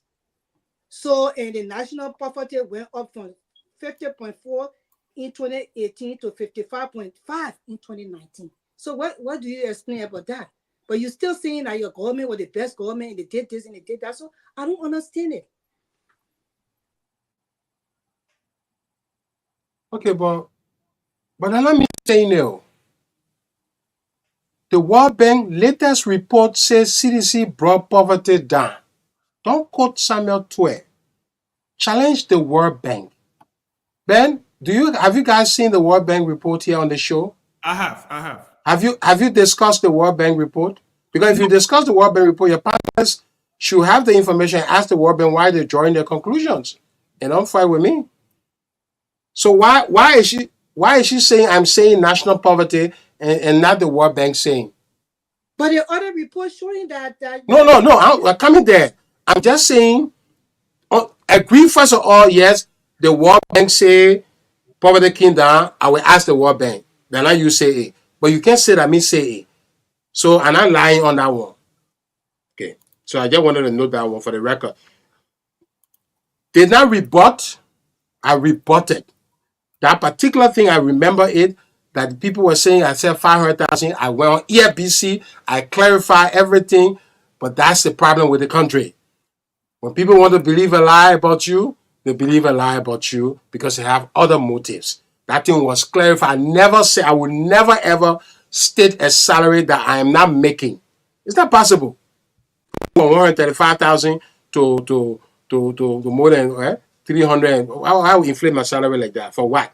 Do you need that amount of money to buy a plane ticket? Do you need 500,000 to buy a plane ticket? 135,000, 200,000 to buy a ticket? Why gotta go to 500,000? Doesn't make sense. You have to accept that the paper was quoting me. Doesn't matter about Front Page Africa. It was misquoting me at the time. That's correct. Did I go and write a newspaper article to clarify in the paper? No. I did go to a radio station. I spoke. Did the paper carry it? No. The fact that you see it in the paper doesn't mean you can't hear your EBC or you look for it. You're wrong on that one again. You say, I came to the country and because I'm Samuel Tweh, that's why I'm out. Stanley Ford, who was also accused, never went to prison. He is not Samuel Tweh. He is not a finance minister. Why is Stanley Ford out, who was accused along with me, didn't go to jail, under bail, but you want Samuel Tweh to be in jail? You owe me that answer. Because you fled the country for almost 2 months. You did not flee. You were not in the country for almost 2 months. Your indictment came out, and you never came back to bring us. You never came back to the country to the justice minister as you did now. The word is not coming to me, but you never came back to turn yourself in. Okay, let me say that. But I'm back. You took almost 2 months to turn yourself in. But I have to perfect my legal process to come back. Why do you want? So is it your desire for me to come back and just be arrested for your satisfaction? You know, I don't do bond. I don't have a lawyer. I just come and go to jail so you can finally be happy. Is that your aim? No. When you come back, you are arrested. It would be the right thing to do for our justice system so that people can see the world over and the people in the country that the justice system mean business. Because you are fly rate at this time, you took 2 months to turn yourself into the Liberian government and you refuse to turn yourself in at the time. So turn yourself in. That's the right thing to do. It send a message in the world over and in Liberia that we're not going to tolerate these kind of things. So because you're similar to it, so they allow you to build yourself up. Because how about Stanley Ford, who is not Samuel Tweh? What about Stanley Ford, who is not Samuel Tweh? You can answer that one.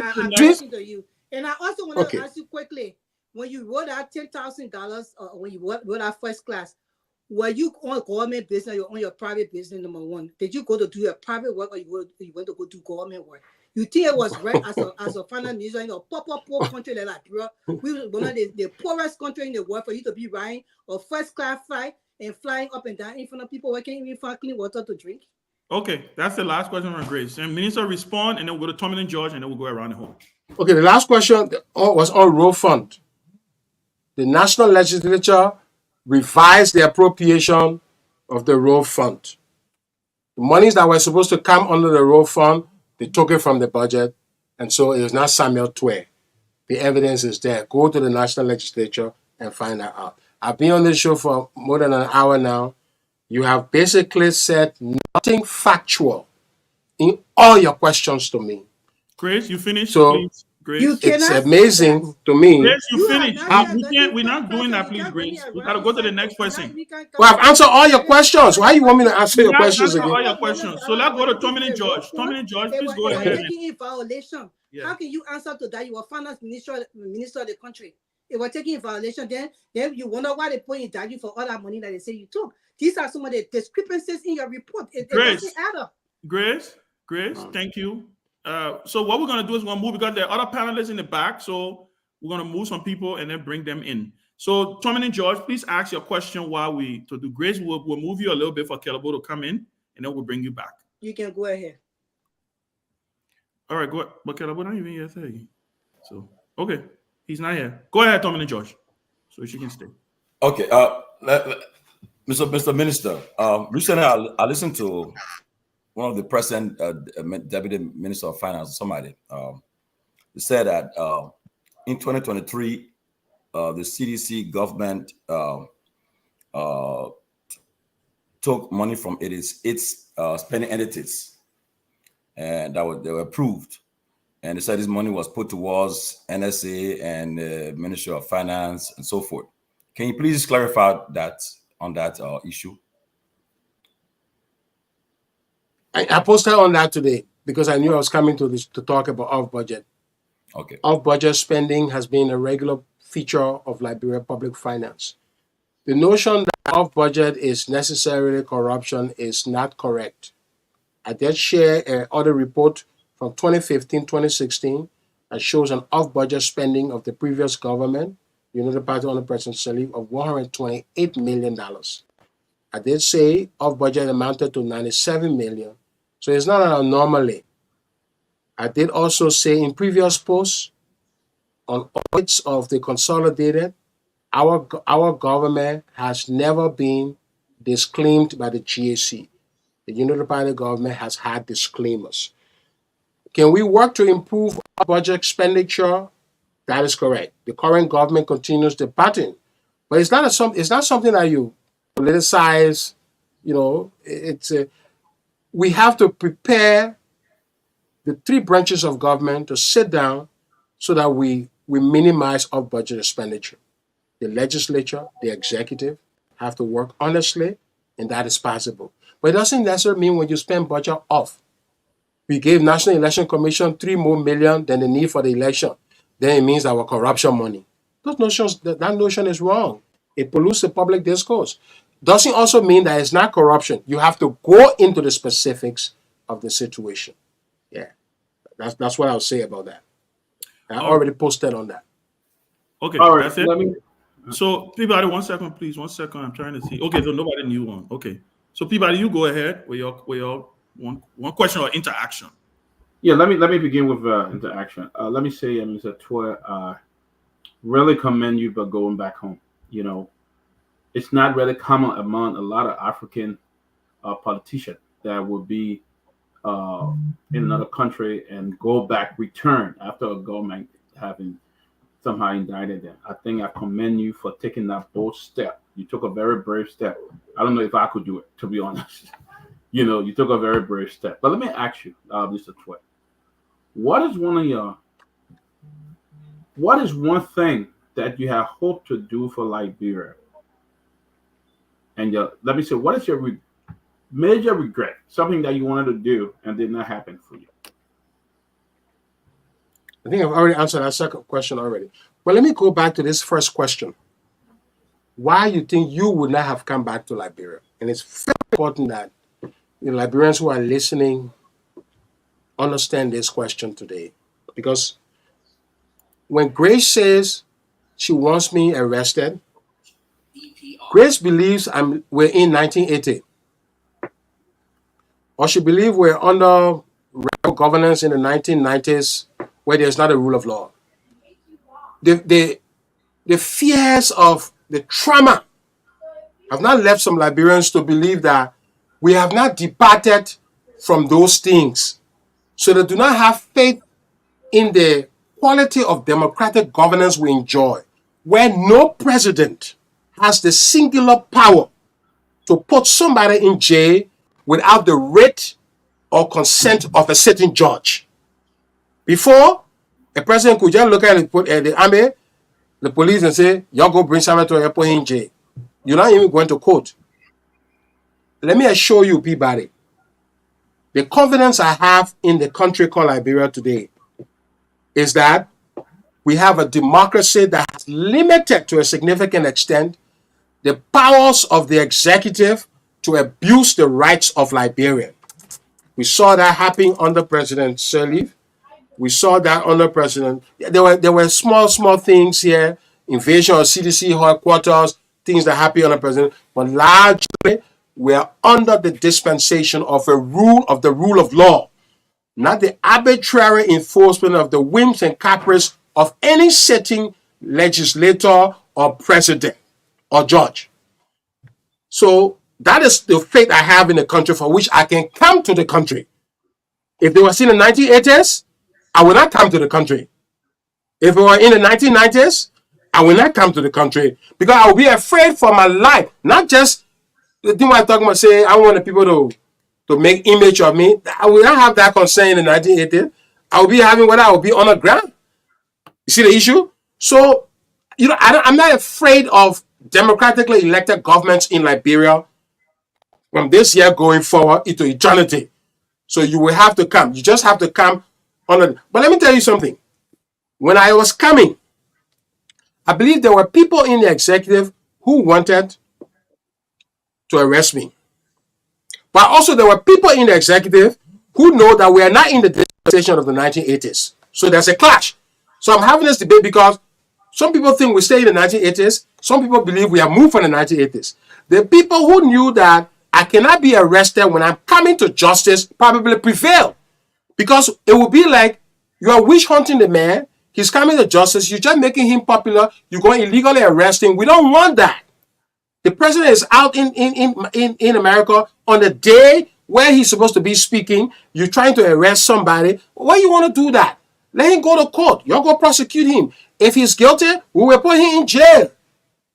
That argument, I believe, prevailed because those Liberians who prove that argument, not like the Liberians like Grace, who believe arbitrary abuse of people's rights is the norm to satisfy a political ego. The people in the United Party who prevail that you can't arrest Samuel Tweh because, number one, he's coming to face justice. It would make all of us look bad. That voice, I'm confident that voice exists among some members of the United Party. I'm confident that today we have a democracy that can sustain that, and that's why I returned to the country. Lastly, you say you already answered that. And then, I think the only regret I have, again, is the whole private sector question. And Mr. Garguah is listening to me. The legislature, the speaker may be listening to me. The president office is listening to me.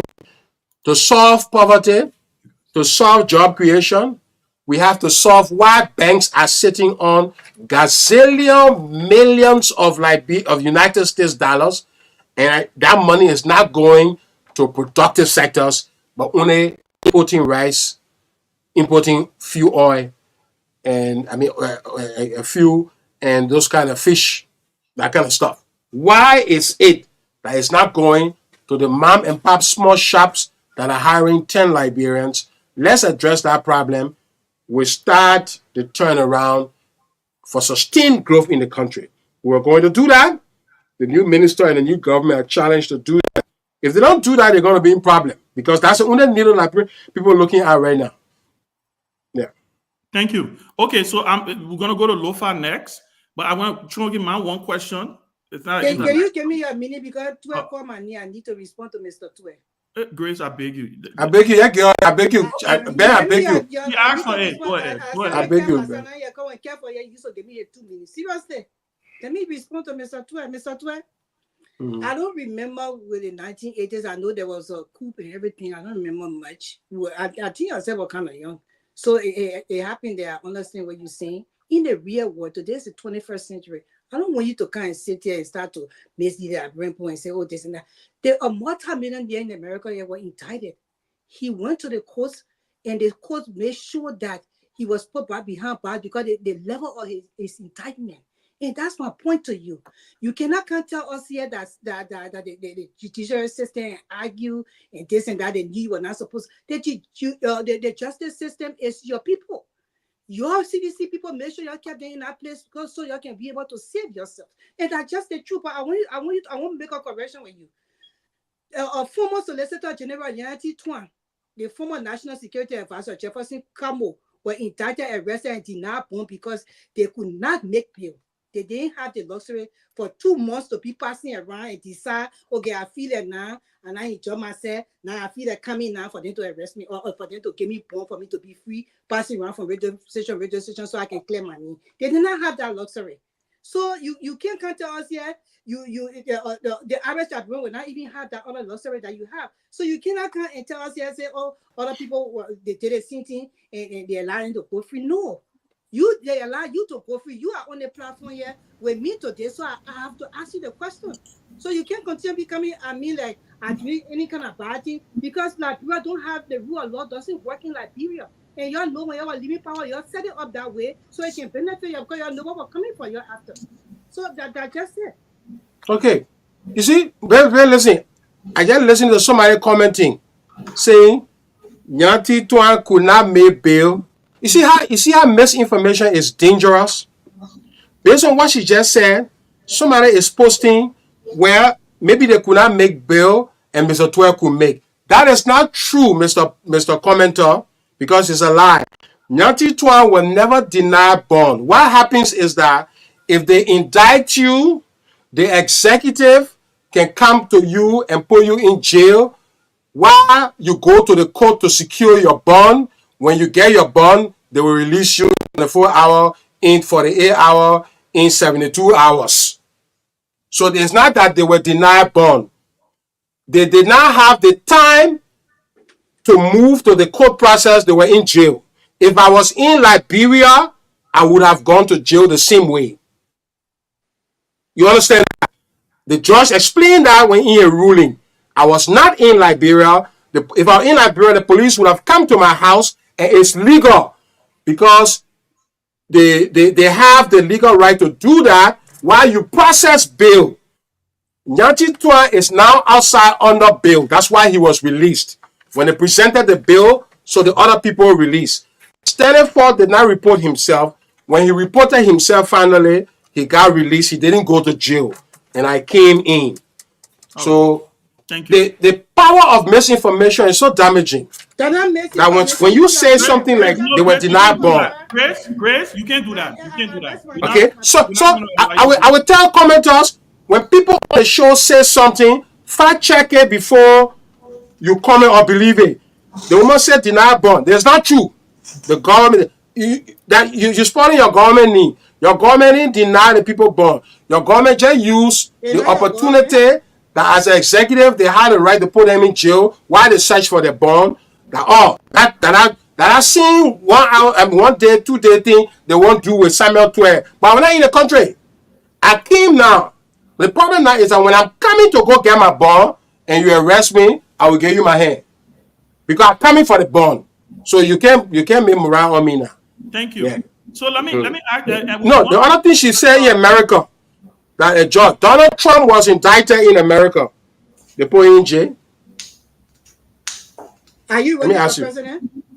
Grace. Yes, Oh, no, Listen, yeah. not because Donald Trump running for president. No, Donald Trump was indicted. Grace, this is They put him in jail. All the other people, listen, not only Donald Trump, many other people in America are indicted. They put him in jail. Yes, he went to jail, and he went to jail. Okay, guys. First of all, we're not going to disintegrate the show. So go read the news. We're not going to disintegrate. We're not going to disintegrate. The show is not going to go get disorganized. We've been doing well.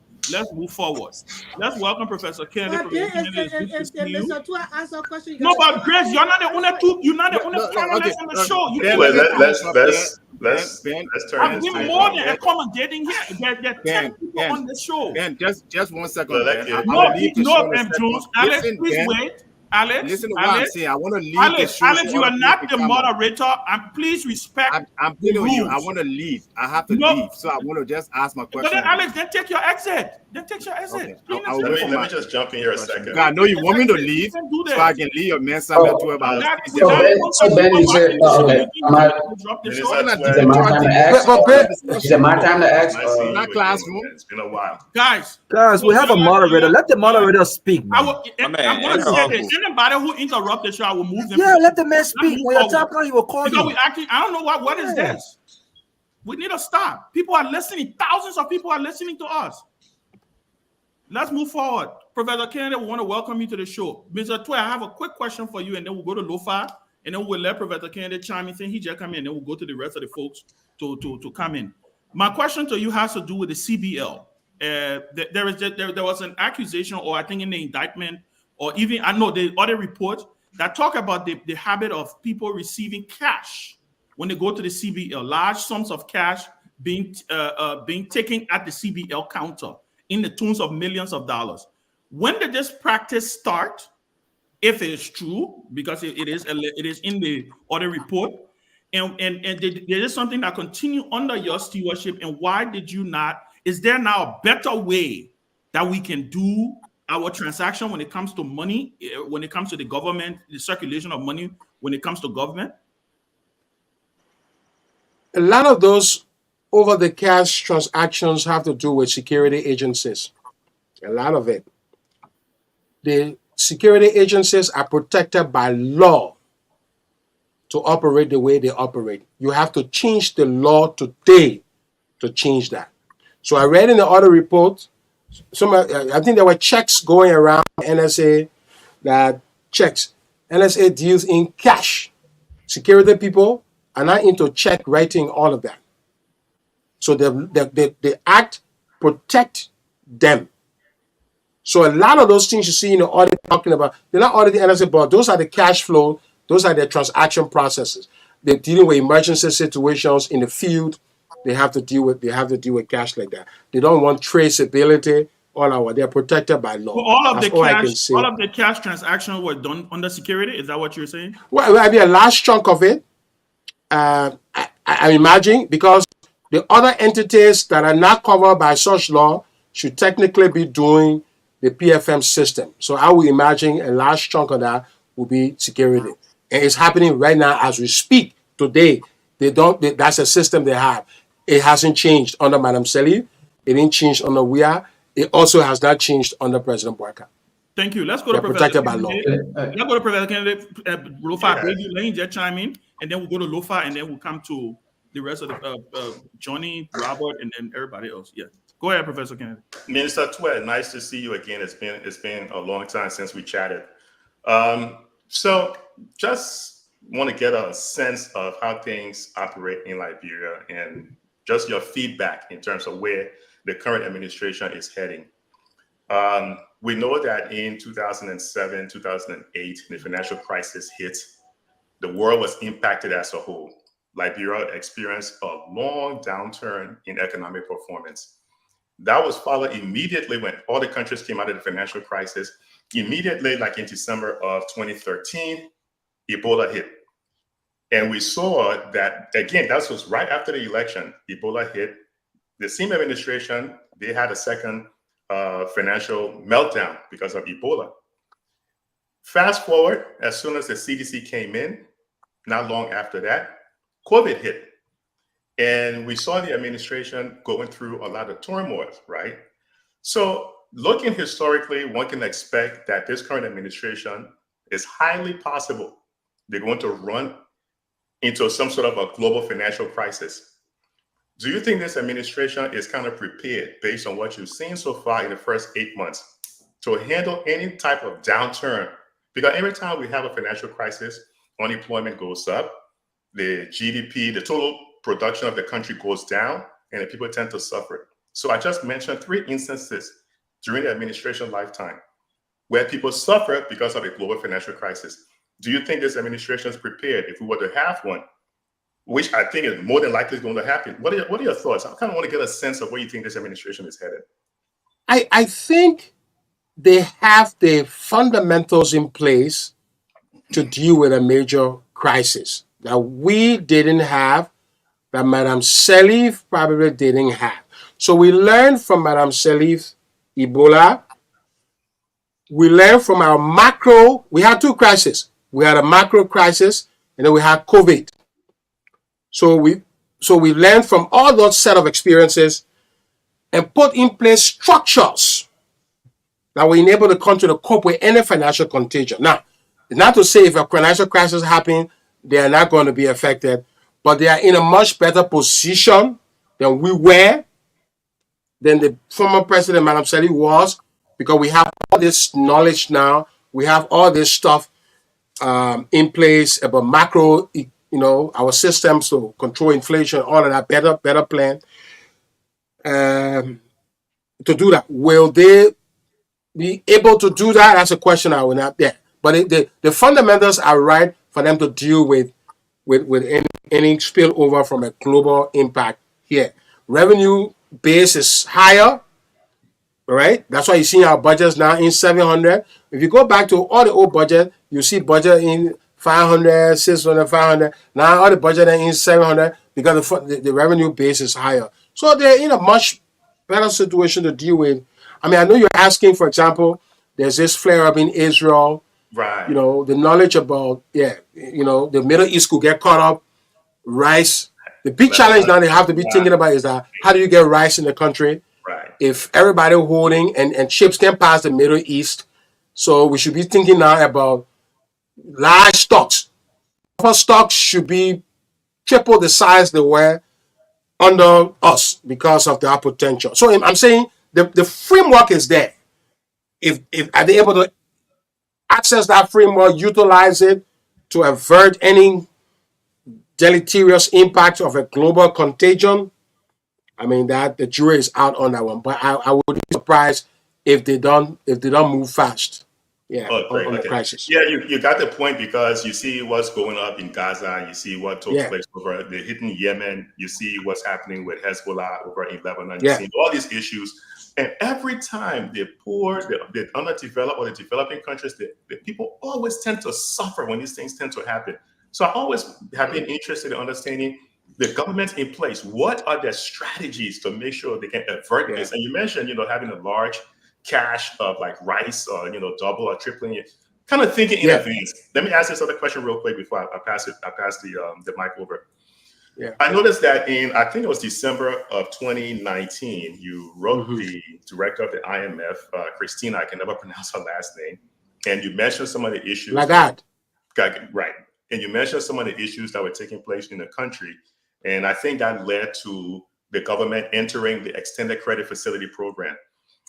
In addition to that, we see recently the current government is going to hop into the same extended credit facility program. It took you guys a little over a year or so to enter that program. It took this government less than 1 year to jump into the program.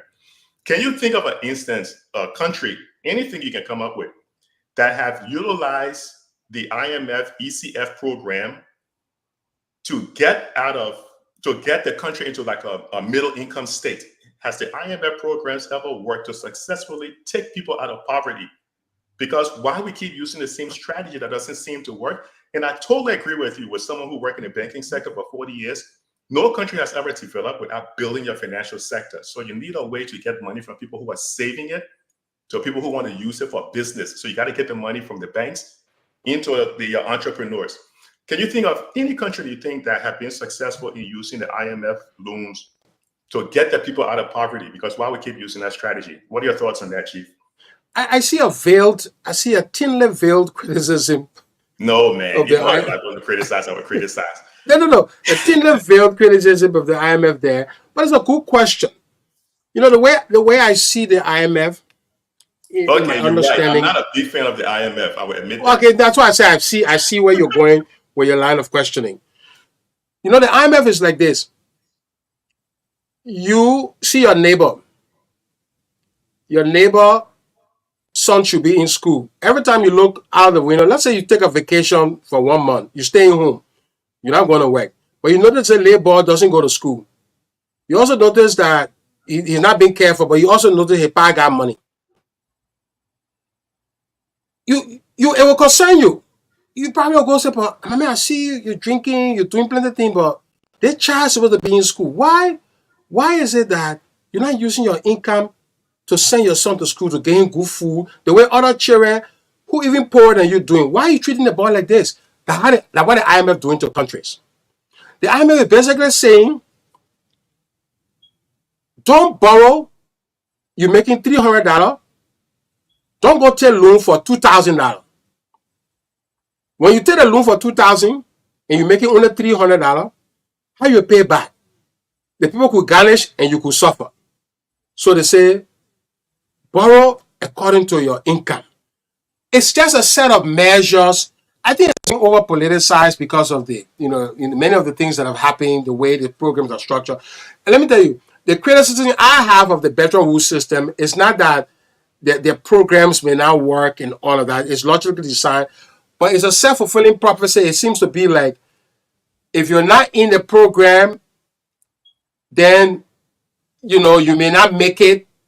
Not that you can make it when you're out of the program, but it's harder because there's a reputation they have that nobody is looking at your finances, your macroeconomic system to certify you could be risking. So if you don't have the IMF badge, investors will be scared of you. Ghana went out of that system. Ghana is going back to the IMF. You see the story? Because when the crisis hits, where do you have to turn? You have to turn to the IMF. Abidjan, many countries went to the bond market. They borrowed extensively. When COVID came, all of them ran into problem. The IMF would have advised that they do not take that borrowing. So who's right now? They went on their own. They're in trouble. They go back to the IMF.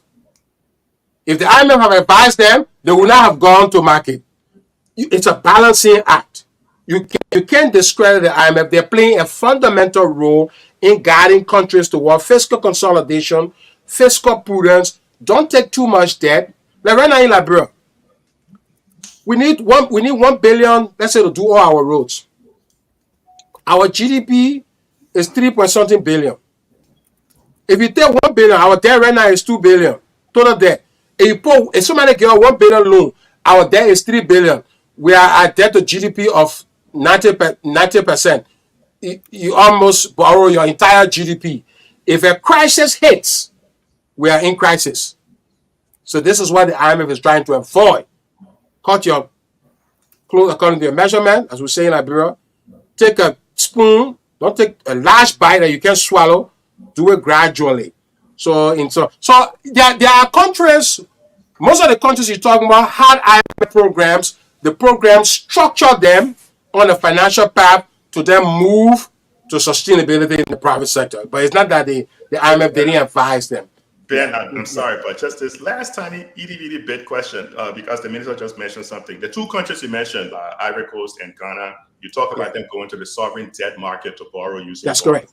Yeah. Is there any reason why, and we know that in order to access capital, you need to have some ratings for whether it's Fitch. That's correct. Moody's, Standard & Poor, and Dun & Bradstreet, one of those credit rating agencies. Is there any reason why Liberia never fixed its credit ratings so they can go to the sovereign debt market to borrow rather than rely on it? When I became minister, I had a quick meeting with Ben in Washington in 2018. That was the first thing on my agenda. I want to rate Liberia so we can go to the front. After my series of meetings with everybody, I been on that path. So you're right. I did look into it. I did talk to Citi. I did talk to folks about rating, man. the fundamentals, the macro were not even there for us to even start that. Yeah, so we had to work to get the macro in place. This government should sustain the macro credibly over the next 3-4 years. Once the macro is certified on the IMF program at the end, we should be able to start looking at rating Liberia now. After 4 years of this current IMF program, the new government, or even this current government, because they have 6 years, they should be able to get back to the conversation about rating. Because by then, we have had one program, they had a program, we had a program, so you have a success history to look at the fundamentals. The rating agencies can look at and start seeing whether they can assign you junk status, negative C, whatever. You start from there. But I will not advise until the end of this program that they're going to. Are you saying that after 12 years of Madam Sirleaf with a World Bank experience and Citibank experience, you never even put those things in place to get Liberia sovereign debt rating? No. I'm saying, I don't know it, but I'm saying I started the conversation on rating. My dear friend and brother, Dr. James F. Colley, helped me. We had a lot of conversation about rating. He said, look, let me connect you with Citibank guys. But after the extensive discussions, it was clear that let's get into the IMF first. Let's pass some time, build some data, and that's it. I'm not aware that the previous government, there are a lot of missed opportunities under the Sirleaf administration. But thanks, Minister Tweh. Thank you, Professor Kennedy. Let's go to Lofa Julius. Lofa Julius, coming with your interaction. Thank you. Mr. Finance Minister, are you aware of the current unemployment rate? Prior to your departure, let's start with that. Prior to your departure, were you notified of the unemployment rate? And in addition to that, are you informed of the current unemployment rate? Unemployment data in sub-Saharan Africa is not something that you're seeing any macroeconomic report because the framework is not there. One of the conversations I've had with partners, the World Bank, is we got to move to a regime where we start measuring. The labor force survey is always controversial. It happened under Madam Sadi where they said the unemployment is only 4% because they're counting all the vulnerably employed. You remember that? When our labor force survey, I don't tend to take that. I want us to go to a system under the Bureau of Labor Statistics in America where they're able to predict private sector jobs, but it takes a lot of macroeconomic modeling. We're trying to have those conversations, but we're just dealing with too many things. We didn't put it on the bump. There are ways you can estimate employment through revenue collection. So I'm saying those are unsolved things, unfinished things, conversation we started that a new minister can take on. It will be work in progress. I don't see any reliable, nobody following unemployment in Africa. European people, American people doing that thing. Today you add 200,000 jobs. It's a sophisticated thing, but we can do it. If you put your mind to it, you can do it.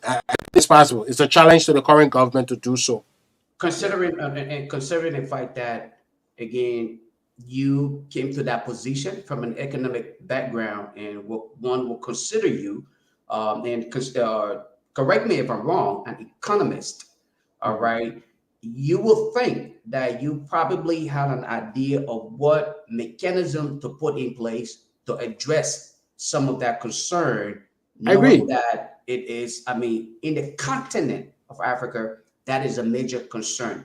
What mechanism did you attempt or did you put in place that probably could be used by the current administration to hopefully help provide the data to help upcoming government or future administration to quarantine or fight the issue of poverty in Liberia, considering the fact that the IMF will provide what they think is the number, to defend what they believe is in Liberia. But when we look at the people in the country, the masses, it appears as though, if I am to estimate, unemployment rate will be at 99.99% because vast majority of our people live in abject poverty. What mechanism or attempt did you put in place and left behind for the current government? Well, I just said we had at several IMF World Bank meetings. I had technical meetings with the partners. I discussed with World Bank country manager about the need that we start estimating private sector jobs, employment trends. It's a work. You have to put the system in place. It is not in place. We're no longer there. We did try to put something together, but it's work in progress. It didn't take off. We had very productive meetings around it, but it didn't take off. Again, we were overwhelmed, as you're aware, with a lot of crisis in our administration. We pray, God, that this current administration is not buffeted. We pray for the Israeli crisis not to come to a head so that we don't have any major shutdown. Because once you have that shutdown, the whole concentration of the government from the kind of macroeconomic planning is disturbed. And the rest of the world, people will not be coming here talking about macroeconomic modeling when the rice, people ain't get rice shortage, all that crisis happening. So crisis can derail from this kind of planning. But let's pray for stability under them, and so they can take on that conversation. I don't think we're able to migrate to that system. It will have a lot of work to do. But in 4 years, my estimate is that you can get to a framework, which is not the BLS in America or France, but we start credibly announcing private sector jobs created, unemployment levels. Right now, we're looking at poverty studies that the World Bank will do to estimate poverty trends. That's what's happening in developing countries because of the large informality.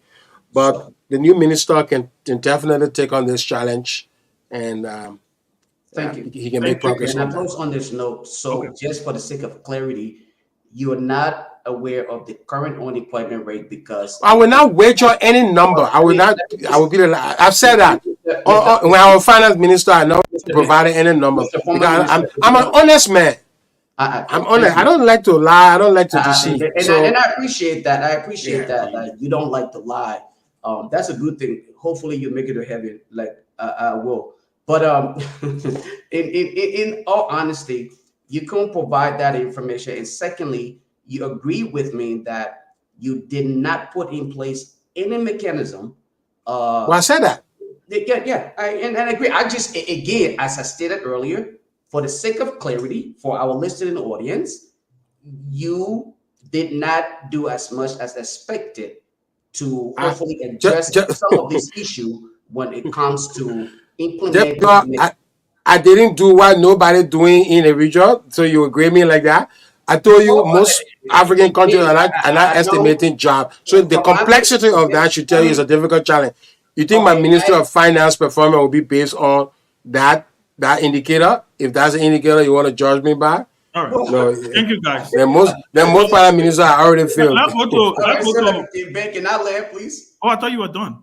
Well, no, I think the former finance minister made a point. Why it is true that the rest of the continent may not be achieving at that level. What we expect is we don't put ourselves in the bracket to limit our expectation because we are far behind, and in that regards, we should also attempt to at least fight to get ahead. We need to excel. So I think your perspective of things is that you just wanted to remain like the rest of the other countries around the world. No. Don't misunderstand me. I told you, if you ask the former former country manager of the World Bank, Kwema, if you ask the IMF, we had extensive conversations around that. And my take is that it takes a lot of work to put those systems in place. It was not something on my agenda that I was pursuing every day, but it was something on the back burner. The fact that we didn't achieve it doesn't mean that I didn't do well. So don't grade me. I'm appealing to you. Don't grade me on that score. The current finance minister can take on that challenge. In 5 years, I believe we can get a framework. We'll not still be there. Now we can turn over to the next administration that will continue. And maybe within the next administration, we should do trial runs. That's my prognosis. Thank you. Alex, Togar, and then Robert Garguah, go to Johnny. Okay, thank you. Ben, thank you. I didn't mean to. Now, No. Let's go to Togar, please, and then we'll kind of. Thank you, Ben. Thank you. Now, Mr. Minister, there was this controversial statement made by you on the heels of the election that spin for a lot of periods. It had to do with this whole issue of Liberia giving electricity to the Ivory Coast. And I think that thing went viral. In fact, recently, we got some news all in the air that the country currently owes the Ivorian government, I think around $15 to $19 million for electricity.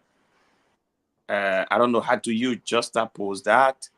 And what can you say to the public about that statement? Because there was never a time to come back to ever clear the air as to whether Liberia was actually giving Ivory Coast current when we ourselves were struggling. What do you say about this time? No, the LEC CEO manager did clarify that, and I think I did speak to that because the information that I got it from the LEC people. There's something called the switch system. So it's an electricity flow trading system under the CSG. So they are trading electricity across zones. Because of the deficient infrastructure in Liberia, you are not able to access certain quantum, all right, at a given time, and you could have excess at a certain period, and so you are able to trade that excess and get money to pay to expand your infrastructure. That's it. That's just the trading system. I mean, it's not happening regularly, but at that period of time where it happened, the money we're owing La Côte d'Ivoire, we didn't have to send it there. So the man would come to me and say, Minister, I need $2 million. When that thing happened, he didn't have to come to me for that $2 million. It means that $2 million that I didn't give to him to give the Ivory Coast, I could give it to him to expand transmission grid, saying we're not paying the debt. So the debt went down, Liberia debt. So it went down by that trade facility. That was just the point. Yeah. In an election, you politicize everything, but it's not that we are sending electricity to Ivory Coast, depending on Liberia to supply them. That was not that. It was that there was a net gain that got credited to Liberia's debt. So Liberia's debt went down by that net gain. And I didn't have to send that money to Ivory Coast or give it to LEC. I could then take that same amount and do something for LEC to continue expanding. So it was a positive development. Now, let me run you through quickly to the map-up exercise, the 25 So, million. but how I say that, but I see two questions when we went to tell the young show. I thought you said that time for interaction. Grace, please stop, man. That's what it said. Grace, you need to I'm asking you a question. But Grace, you have spoken more on the show than any other panelist. You have been single-handedly spoken more on the show. Great. I've been waiting for almost an hour. I still have question for Mr. Almost Tweh. an hour. Mr. Tweh needs somebody that need to ask you the question so you can clarify it. Need to bring people. So Grace, you're not the only panelist on the show. But you're asking the question that you're asking irrelevant. Grace, well, then that's your call. Great. We will honor ask the same question. Great. That's wrong. You can tell people to ask an irrelevant question. So here's the thing. Go ahead, please. The 25 million mop-up exercise. I saw the report from Governor Petrie, and I don't know whether this mop-up exercise had anything to do with his early, departure from the Central Bank of Guar. But we're talking 25 million, and they were talking about 17 million that was actually infused into the economy, and around 8 million was still sitting at the Central Bank of Liberia. I don't know, was there anything done with that extra 8 million that did not reach the people? And I'm tying this into the growth of the economy. You kept talking about private sector investment. Now, one of the challenges we have as a country is that everybody runs to the government. Take, for example, I think the CDC put between 3,000 to 5,000 people on the government payroll. And I think the Unity Party might even do more. Meta Steel, for example, as a company, probably is only employing around $2,000 to $3,000. You have HPX. Yeah, you had HPX that was coming in thinking that they would have even invested a little more using our rail, put some money into the budget pipeline, but that money was placed in our budget line, but HPS did not come in. Some people say, and you even say, it was tied into quote-unquote your sanction. Now, how do we get these companies in, but not tying them to improving, local employment opportunities? Why do we have a company like Meta? Every new government, like under the George Weah administration, we're talking about 800 million investment. Immediately, Bwaka King, the CEO of the company, ran to Liberia and was already talking about 1 billion investment. How these investment tie into job creation is a problem. And Liberia's basic issue, and I don't know why every minister of finance that will come in or people that will drive the economy of the country are not focusing on this key bread and butter issue about job creation. We'll be focusing on the only way we can create jobs in the country is how we can populate the people on the payroll for the government. Why don't we push these companies to begin hiring more people that can lessen attraction for government jobs? Thank you. If you had 10 ArcelorMittals, you know the total number of people jobs you will have. You say 2000, 2005. Let's say ArcelorMittal hiring 2005. 10 ArcelorMittals will hire 25,000 Liberians. That's nothing. 10 ArcelorMittal. That means you have to have maybe 5 more mountains like Nima Mountain, Wologisi in the country, which you don't have. So you can have 10 more ArcelorMittal. But let's theoretically say 10 ArcelorMittal were possible. You can hire 25,000 Liberians.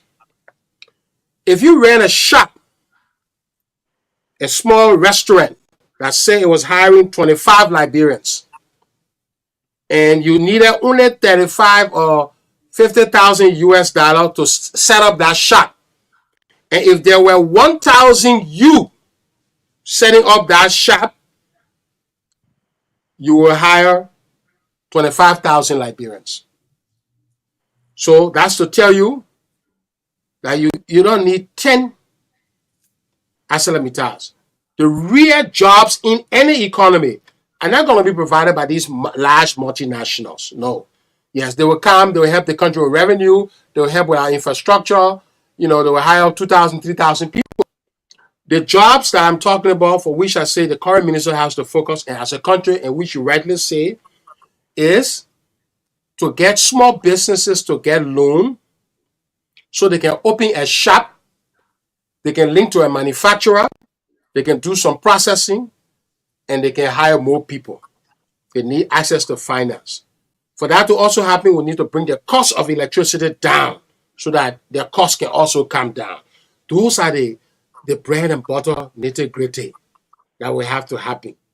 If we don't do that, we're going to run into the problem. Of course, we have to continue to expand electricity infrastructure, continue to develop roads, ports. The Buchanan port is there. Make sure APM terminal has the port now, expand it so it's bigger, all kinds of things. So more goods can come into the country, a lot of work. But it's not the big companies that are coming, that's going to make the difference for us in terms of hiring. LU had a commencement. Everybody who graduated from LU and all the universities are prepared for the job market. There are children who are graduating from technical vocational institutions that are prepared for the job market. Those jobs have to be created by small-scale industries, light manufacturing, small fruit juice processing, all those kind of things. And I think that's the untapped potential. Our development plan as PAPD 2 was going to focus on that in fishery, in the forestry sector, all those interlinkages. I hope that the arrest agenda is going to, they're taking this advice from me. If I had an opportunity to read the agenda, my advice would be you have to pivot to these small skills thing, bring the partners around that, and let's work to that. Yeah, but it's a valid concern you have, but it's not the big companies. The propaganda we have is that investment is going to come down. Came down on the CDC. It's not true because you have a limited B Mountain, ArcelorMittal, all the forestry, they're limited. All right, they hire, they pay their taxes. That's about it. But I think our focus has to move away from that. We got to go to small businesses. Most of the jobs in the world are provided by firms that hire, between 5 to 10 people. That's economics research has proven that. Most of the jobs in the world, in Germany, in London, in New York, in the developed countries. Thank you, Mr. Minister. I want us to go to Robert and then we'll go to Chuchu Jones, please. Robert, quickly, because we not. Yeah. Thank you. I just want to say in my interaction, I'll ask one question, but I just want to say, and I think this is important for listening audience. Look, I want us to fight corruption, and if Simon Tweh and others are found guilty of the accusation, they should be in jail. I truly believe that. But we've got to be careful. We watched a judiciary system in 2019 indict and charge Charles Saliv. We saw them in handcuff. What became of that charge? All charges were dropped.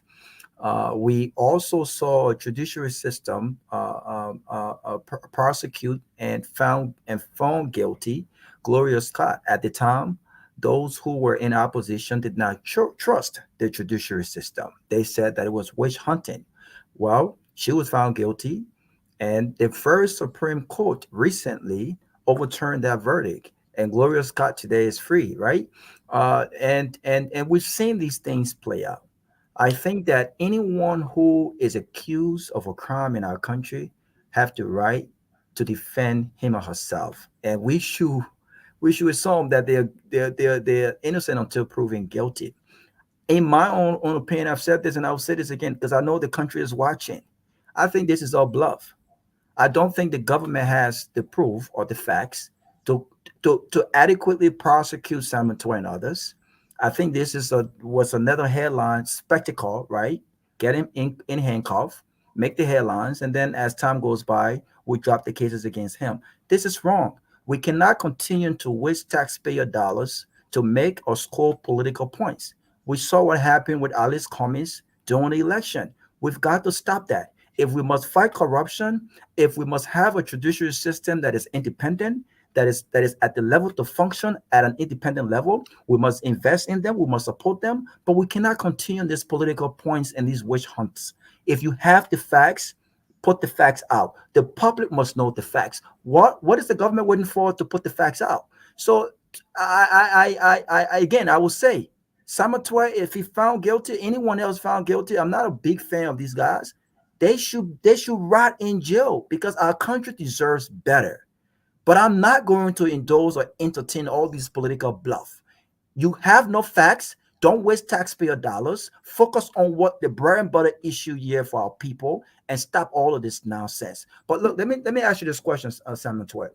Government remains the highest employer in our country. It did not start under your administration. It did not start under Ellen's administration. And I'm sure it will not end under Joseph Boaka's administration. What do we need to do? And what did your government do to ensure that we will put a mechanism in place to reduce the size of government? The reason why you have all of these ghost names and all of these folks on government, because to be honest with you, people cannot go in the private sector and apply for a job and work those jobs. The jobs in the private sector are not attractive enough. Companies that are coming in town are coming in the country. We don't have the human capacity for folks to work those jobs, right? What can we do as a country as we forge ahead to ensure that we have small government, to ensure that government is not the most attractive in our country, right? And to invest in the competitiveness of the private sector. What can we do from an economic perspective to once and for all see that happen in our country? I mean, I think thank you, Robert. We've touched on some of that here. What do we need to do to really stimulate the private sector? I agree with you, but I would not advise any government to sort of put people down from the payroll. You know, the people who are on the payroll are supporting the macroeconomy. Like I said, if you put 2,000 persons down, you're actually causing poverty for around 20,000 persons in the country. So if this government put 2,000 people down, you can expect that the poverty index will go down by about 20,000 people who were depending on the income that no longer is going to be there. I don't think it's good for the country's circular flow, consumption and all of that. It's not good. So people who are advising the president to put that are wrongly advising him. What I will agree with you on is you need to stabilize the wage. This is what we try to do. Under the IMF program, the IMF is going to be monitoring the wage that this current government, they were monitoring our wage. Our wage was 297 million for the duration of. So that's without wage stability, you will hire health workers, some judges, the essential people who are supposed to be changed over time. When people retire, you give it to the Ministry of Health, you give it to the judiciary, because you need these people as critical public institutions. So that is what you have to do. But to say the government will just drop people down and bring the wage bill is 70,000. I mean, the number of people on the payroll is 70,000. 77, maybe now, no, 70,000 when I was there. It will go to 77,000. It's going to 80,000. You can clearly see. Keep it there for a long time, but pivot to the private sector. Maybe I will save that one. I have a proposal that's more controversial. I share it with the IMF, with our government, but it has political ramifications. I shared that with the World Bank. I said, listen, one of the ways we can solve the private sector problem, there are 70,000 Liberians.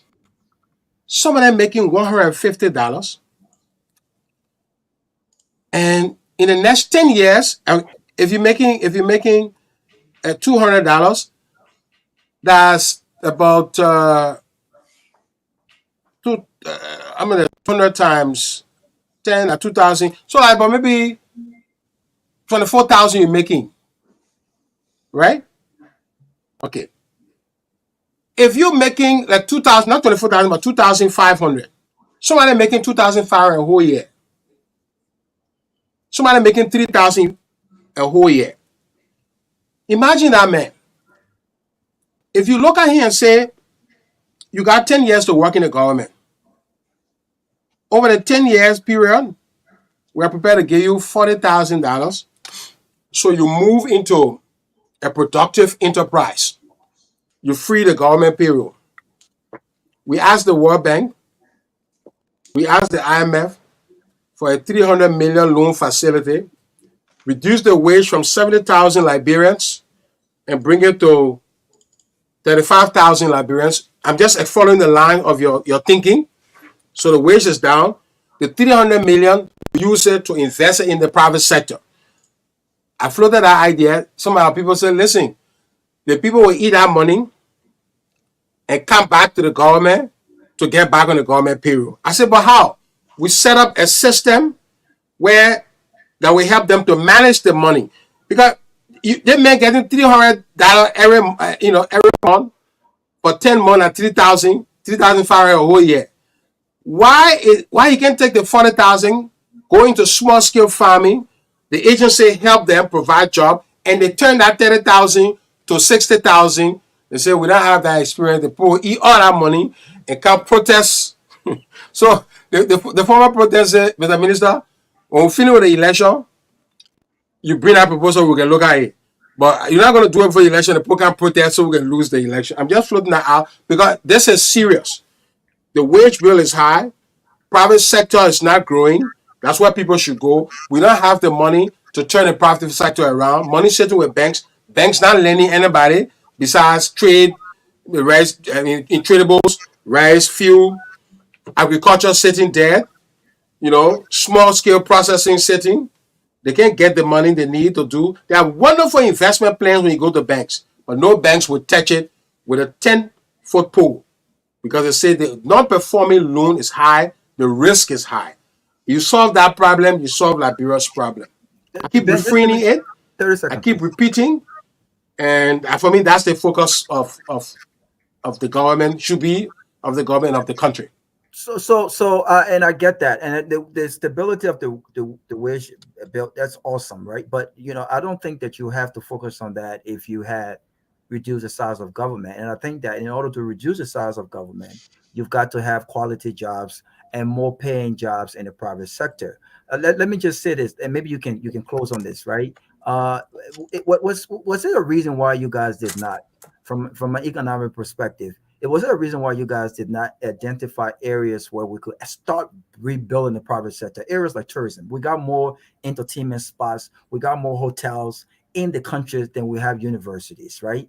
The curriculum at the University of Liberia does not even have an associate degree in hotel management. This is my area of expertise. So if we start looking at areas where we know these jobs can be available, then we can invest. But even if you stable the wage bill, you still have a whole lot of folks on government payroll. And even if you hire 8,000 or 10,000 Liberian, it does not even account for half of the country that requires to actually send their kids to school, bring in income. It's not much. So you're still putting more burden on the government when we should be going in the private sector, having these companies come in and folks go out there and compete. Yeah, but the private sector needs investment to relax the constraints of the private sector. When you stabilize the wage bill, you move money from the public spending and direct it. I can tell you right now, we don't spend a lot of money on the private sector. The private sector is shortchanged in many developing countries, including our own. We expect businesses to be able to go to banks and get loans. It is not a good thing also for the government to take public money and give it to businesses. There's some economists say moral hazard. The people will say that free money, they will not apply the effort and the money will waste. So you want them to take their own risk, but there are creative ways. That's why I'm saying the conversation that has to happen. The elephant in the room is with the banks who are sitting on the money, the judiciary who preside over the regulatory architecture that can influence how banks can release and to what extent they can enforce on their collateral, and the government as a whole to sit down along with investors and say, how you can move into the private sector. Tourism, you cited that. We need a tourism plan on its own. All right? You got many sites in the country, that we're not leveraging. But you got to get the right tourism expertise. But so maybe we hire. I went to Turkey when I had my accident. When I had my accident, I went to Turkey, and I was told that in 1980, Turkey was just like Dusty Road Liberia. Simple. 1980s, no quota, the same way. A tourism plan was developed to turn Turkey around, and basically, that plan contributes significantly to the transformation of Turkey. So tourism is a vibrant sector, but you need a strategic plan. You need all the work. I'm saying the time is now. Now the focus. Those are the things like tourism, fisheries. Who has the financing? Who can guarantee it? World Bank, AFDB. Can you guarantee the private sector scheme? IFC. Bring all of them together and let's double down on the private sector. The president's leadership is needed. President Boyka, any president of Liberia has to have a hands-on approach on this private sector thing. The legislature is needed. Everybody got to be focused, because this is how we're going to grow the GDP and be able to avert the existential threat that is coming when we're not able to provide jobs for all these children that are graduating. They will be jumping on us in the street very soon. Thank you. Thank you, Minister. We want Alex Shushu Jones to come in, but before he come in, I beg you, just with what Brabant said, one of the issues that I've had with you and previous governments, I feel you guys talk this good game. You talk about all of these things, but you guys, I remember one time we had a debate about this, and I said to you, what happens? In fact, this was a conversation we had about the money you are going to be using for elections. And I said to you, I said, for the next 6 years, if the CDC got reelected, if for the next 6 years, you're not going to have elections. There's no by-elections. There's nothing. You spent almost $50 million, if I'm not mistaken, that number, $50 million on election 2023. But what happens in our country, every time we free up money, it either goes to increasing legislator salary or increasing the presidential affairs budget or increasing. But so I think there's a frustration here, and not to just be on Rob. I think there's a frustration here on the part of the citizenry. that you, like all the things you're explaining, great, but you are Minister of Finance. Were there monies that you have freed up that you went to the president and said, Mr. President, let's dump $20 million in tourism? Did you do that? And then Alex, I'm saying the opportunity was the secretary. I didn't have too much of that. Remember, we put money in the budget for CLSG. We put money for election, large sums of money in 2023. We're doing roads. So there was not a lot of money free up. Wages around 70,000 people. Not a lot of space. The hope is that, as you're saying, the money we're not spending on election, or we spent on election last year, let ring fence it. One of the things we need to invest in here, let me be honest with you, we haven't talked a lot about that, is education. The country's education is into crisis. Let me tell you, somebody said on the show, people don't have the kind of skills. If Microsoft came to Liberia today and said we want to open one plant, we're looking for 1,000 workers, you think Microsoft will find the workers here? I see the man shaking his head. He said, no, we ain't got the skills. So what it means is that today, we need to start investing in education. We need 500. They say we need $1 billion, nearly $1 billion over the next 5-6 years to turn education around. Where are you going to get that money from? Let's start with the first 500. But where are you even going to get it from? The country needs are too many. Yeah, it's large. So you're right. But let's identify this money. The 50 million, maybe we put 10 million every year to education, free, because we got to improve it. We put 10, 15 million to the private sector to guarantee, not to give people money. I have an experience here. We provided money to private sector entities in Liberia, in the agricultural sector. Didn't work out. We have that experience. So you got to hire your hand, give it to banks discreetly. They don't know who's behind the scheme. Guarantee. Let the bank be confident and give, and then monitor the firms. You can begin to try some of that gradually. Every year, 50 million, every year, 50 million. But let's see, maybe I don't think this in this current budget, but maybe it will be in the next budget of the current government. Remember the finance minister who is just here, that hasn't had, to his credit, he hasn't influenced the budget. Yeah, most of these things were already thought out. So if you're grading him, you have to begin grading him from the budget that he's submitting for next year. Let's see some of these ideas on the show making their way into that next year budget. We all want the country to be better for Liberia, irrespective of CDC, UP. That doesn't matter. We want the country to grow, and the Liberian people will decide the future of the country. But the president has a lot. I mean, the finance minister has a lot on his plate.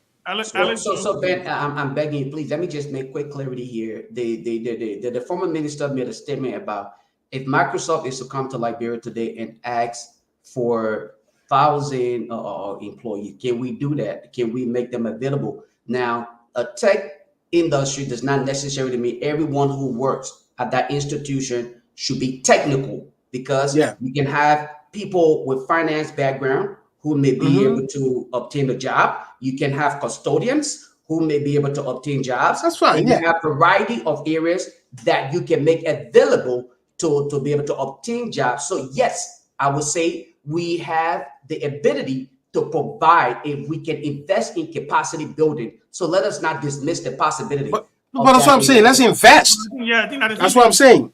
Yeah. No, I just want to make that clarity that yes, we can make available. Jones, go ahead, please. Thank you. Alex Jones, you can hear me? Okay, good. Yeah, I can hear you. All right, guys. All right, I'm just gonna leave my premise and maybe give some suggestion to the Minister of Finance, and I'll take my. Well, the former minister. The former. Well, former minister, but you're always gonna be minister. You're that. Yeah. Well, okay. So, what I would say, Minister Tweh, I'm very disappointed in you, because I've heard a lot of people talk about how brilliant you are. You tap the University of Liberia, you put this. And quite frankly, fidgeting myself, and it's very boring. Like I said, maybe you talk a lot with a lot of non-financial, non-banking people. And I'll tell you why. So maybe the next time you can clean it up. First of all, you said no African country rarely report true unemployment rate. Let me give you some countries that does that. South Africa does. They have an unemployment rate of 29%. Gabon does 21%. Congo, Botswana, all right. So that information is not correct. Tunisia they have actual unemployment rate. I mean, most countries. Secondly, what you said, us. That's why I want to educate you on most that. countries. Another thing, your government for 6 years reported unemployment number and said the unemployment rate in Liberia were around 3% and 4% for 6 years. And you sat here and say, you know what? On the central bank, if you go to the central bank, the number is there in every budget. Liberia unemployment rate 4%, a 5% is on the current one this budget year. You sat there and you say, you know what, that number there is, I know where they pick it from. We don't have the model. That's complete fraud. No, I just told you we don't have that framework. That's labor's full survey. There's no framework to predict unemployment. Correct. So where you're getting unemployment will be 3% in Liberia? You believe that number? But that what are you talking about? Hold on, that the number your central bank. No. I just told you there is no framework to predict unemployment. Why you want challenging? Then you go to the central bank report, you see 3 million. You see me validating that report? You see me talking about that 3%? Or you validated it for 6 years. You never been. We got validated for 6 years. I just told you I've had conversations with the development partners on the need to be able to move to a system that will predict unemployment at 3% in Liberia, man. How unemployment will be 3%? Let me give you the numbers that you pulled up for the last 6 years. Let me give you that number. Who put that number out? You gotta read the number with a grain of salt. I don't know where that number is. Let me. You had a whole show. I'm not gonna be here for maybe 1 or 2 more. No, but y'all having this is the period. Continue lying to Liberian people. Yeah, we can interact. But y'all can interact. This is the period where y'all can interact. Yeah. So let me tell you what you told the Liberian people about the unemployment rate in Liberia from 2019 to 2024. Okay, it was your central bank. You were the head of the economic team, and you reported these numbers. So unemployment rate right now in Liberia is say 2.9%. In 2020, you said it was 4.1%. In 2021, you said it was 4%. In 2022, you said 3%. Okay, this is the official number.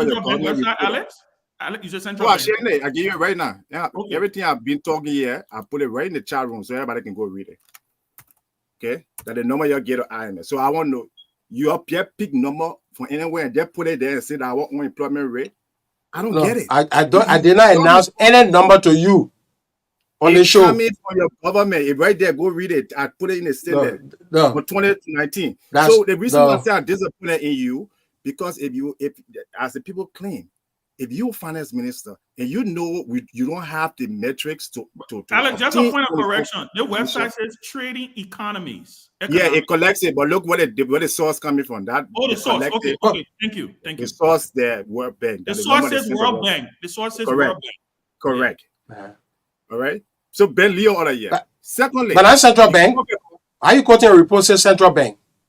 This is the central bank is the one that. It's a World Bank report. How are you quoting a source says central bank? Because the central bank you ask a question. No. The message central bank reporting 3%. Yes. I keep on call no number. You take one internet report and you say our government 3%. Listen to me. I'm telling you, even if the central bank said 3%, that's a lie. Okay. I will not validate any central bank report that said 3%. Even if the World Bank said 3%, that's a lie. Even if the IMF said 3%, that's a lie. 3% not unemployment rate in Liberia. We don't have a framework to measure unemployment. Good. Simple. So let everybody go to the central bank website. There's something called the annual. Yeah, this is the thing. Good. I'm glad somebody put it up. Correct. And you will see Liberia has been reporting it under your administration for 6 years. Liberia Central Bank. Go there now. Read the report. Read the bulletin. You should know those things. All right. Second more. Let's go further here. You claim that the problem in Liberia is the private sector. We should invest in the private sector. And that's why we don't have employment. You were the chairman for LBDI, okay, as finance minister. What proposal did you put forward in order for LBDI to make loans to the government, to private individuals? McGill from your party can go to LBDI and get $200,000 for his personal home. What on there? That's a lie. Your job as finance minister. No. First of all, that's a lie. McGill never got loan for LBDI. That's a lie. McGill never denied it. It's in the Myean never got loan. Let's fact check your statements here. Clean up. Except that Myean never got loan. Talk something else. That's a lie. I'm not gonna debate that. I read what's in Okay. the newspaper. That's a lie. Okay, if Myean wants to not defeat her, he's supposed to be. No, it's already wrong. It's a lie. He never got loan for LBDI. $0. So let me go there. But several Call the people, LBDI president tomorrow. The former LBDI president that was dismissed came out with a list of Liberian ministers who took loans, have been taking loans for the government and not paying it. You should be aware of that because you're on a board. Yeah. So the problem you're talking about the problem you're talking about. Another thing is you talk here about Liberians should go into business. Why you don't go into business? You got an economic degree. Why you don't go start a bank? Why are you waiting for the Liberian people? Why George Weah don't go into business?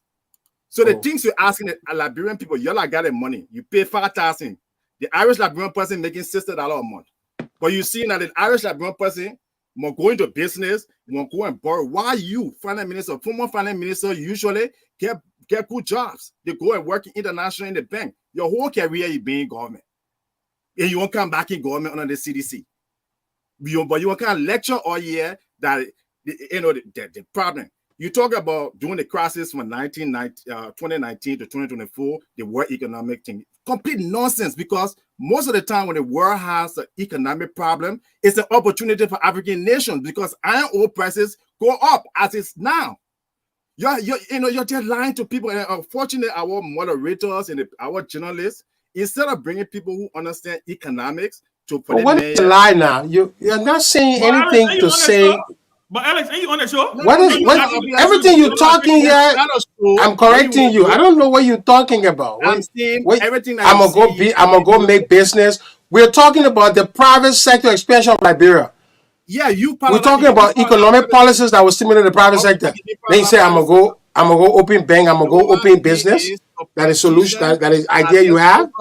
We've been to all the things we've been talking about moving money. You're talking about LBDI people owing LBDI on the board. If you cannot listen, this conversation is not Samuel Tweh. LBDI ability to lend money, EcoBank ability to lend money is what we're talking about here. One of the reasons LBDI not lending money is because of the people you say owing LBDI. The same thing with EcoBank. They are large non-performing loans. They're not paying. These were like businesses. These were businesses that owing LBDI. You don't want to know the work we did with LBDI. I will not say that because I can't. I'm not supposed to talk about that. Okay, let me go to but my point. The banking sector as a whole has high non-performing loans. Let me finish. So direct the question to the solutions we're finding. Don't personalize the conversation and requiring me to open a business to solve the Liberian people's problem. Yeah, let him talk, please. No, we're interacting. Okay, yeah. You've been having it too easy. Like most of you, and I'm very disappointed at God for him because he sits there. This man sat here on this program and said, I brought only owe $1 billion in total debt. Let me read what the total debt is to you. Let me read it from your own 2000 report. That was I'm very disappointed. Well, I brought total debt is 2.5 billion, not 1 billion. You sat here earlier and you said, oh, no, I'm going to. Hey, my brother, listen. I said external debt is 1 billion. You were tell me what in total debt is in Liberia. Are you supposed to tell me that one? You took on $1 billion in debt. That's a lie. Why are you lying? That's what I'm saying. So let me show you. Let me show you when you took those debt between 2019 and 2024. No, but let's establish. Alex. First of all, how much is the we debt? did not take 1 billion. How debt report. How much is external and internal debt? Let me read the report here from the bulletin. You can go again on the central bank. The power while Labrambo don't read. It says 2.4 total debt. Total. As of. He know what total mean. Is it internal and external, or is it only? No, he know total mean domestic and external. Mr. Minister, let Alex land so that you will not let me. No, they can I challenge you.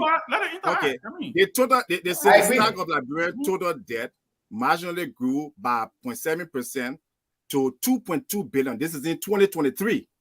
That's correct. 50.8% of GDP relative to the 2.1 billion, 50% of GDP reported in July. So when I came here and said, your borrow the CDC government $1 billion, I challenge you on That's a anywhere. lie. I challenge you on anywhere.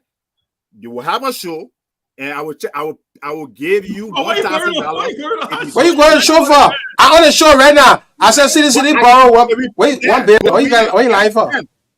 Ben, the report there. But let's do it right here. Let's not create another show. Do it right here. Let me tell you how you find it. Let me tell you how you find it. Let me tell you how you find it, because he doesn't know. You go and look at what I brought to the debt was in 2018. It was 800 million. Correct? Minister Tweh? Yeah.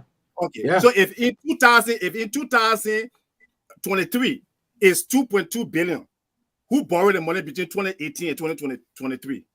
Okay. You need to sit down and ask me, Mr. Tweh, please explain Liberia debt dynamics to me. Then now you come and look at 2 billion and explain it to yourself when you understand it. No. Okay. Liberia external debt stock was 672 million when we took over. Okay. External debt over the last 6 years is another 600 and some more. That put external debt to 1.2. Total external debt 1.2. That's not true. Liberia domestic debt. Liberia domestic. Alex, let him land. I'm giving you the debt statistic. You want to argue with the authority who play. You not understand the thing. Instead of you sitting down and take the information and go steady. Everybody can talk. 1 second.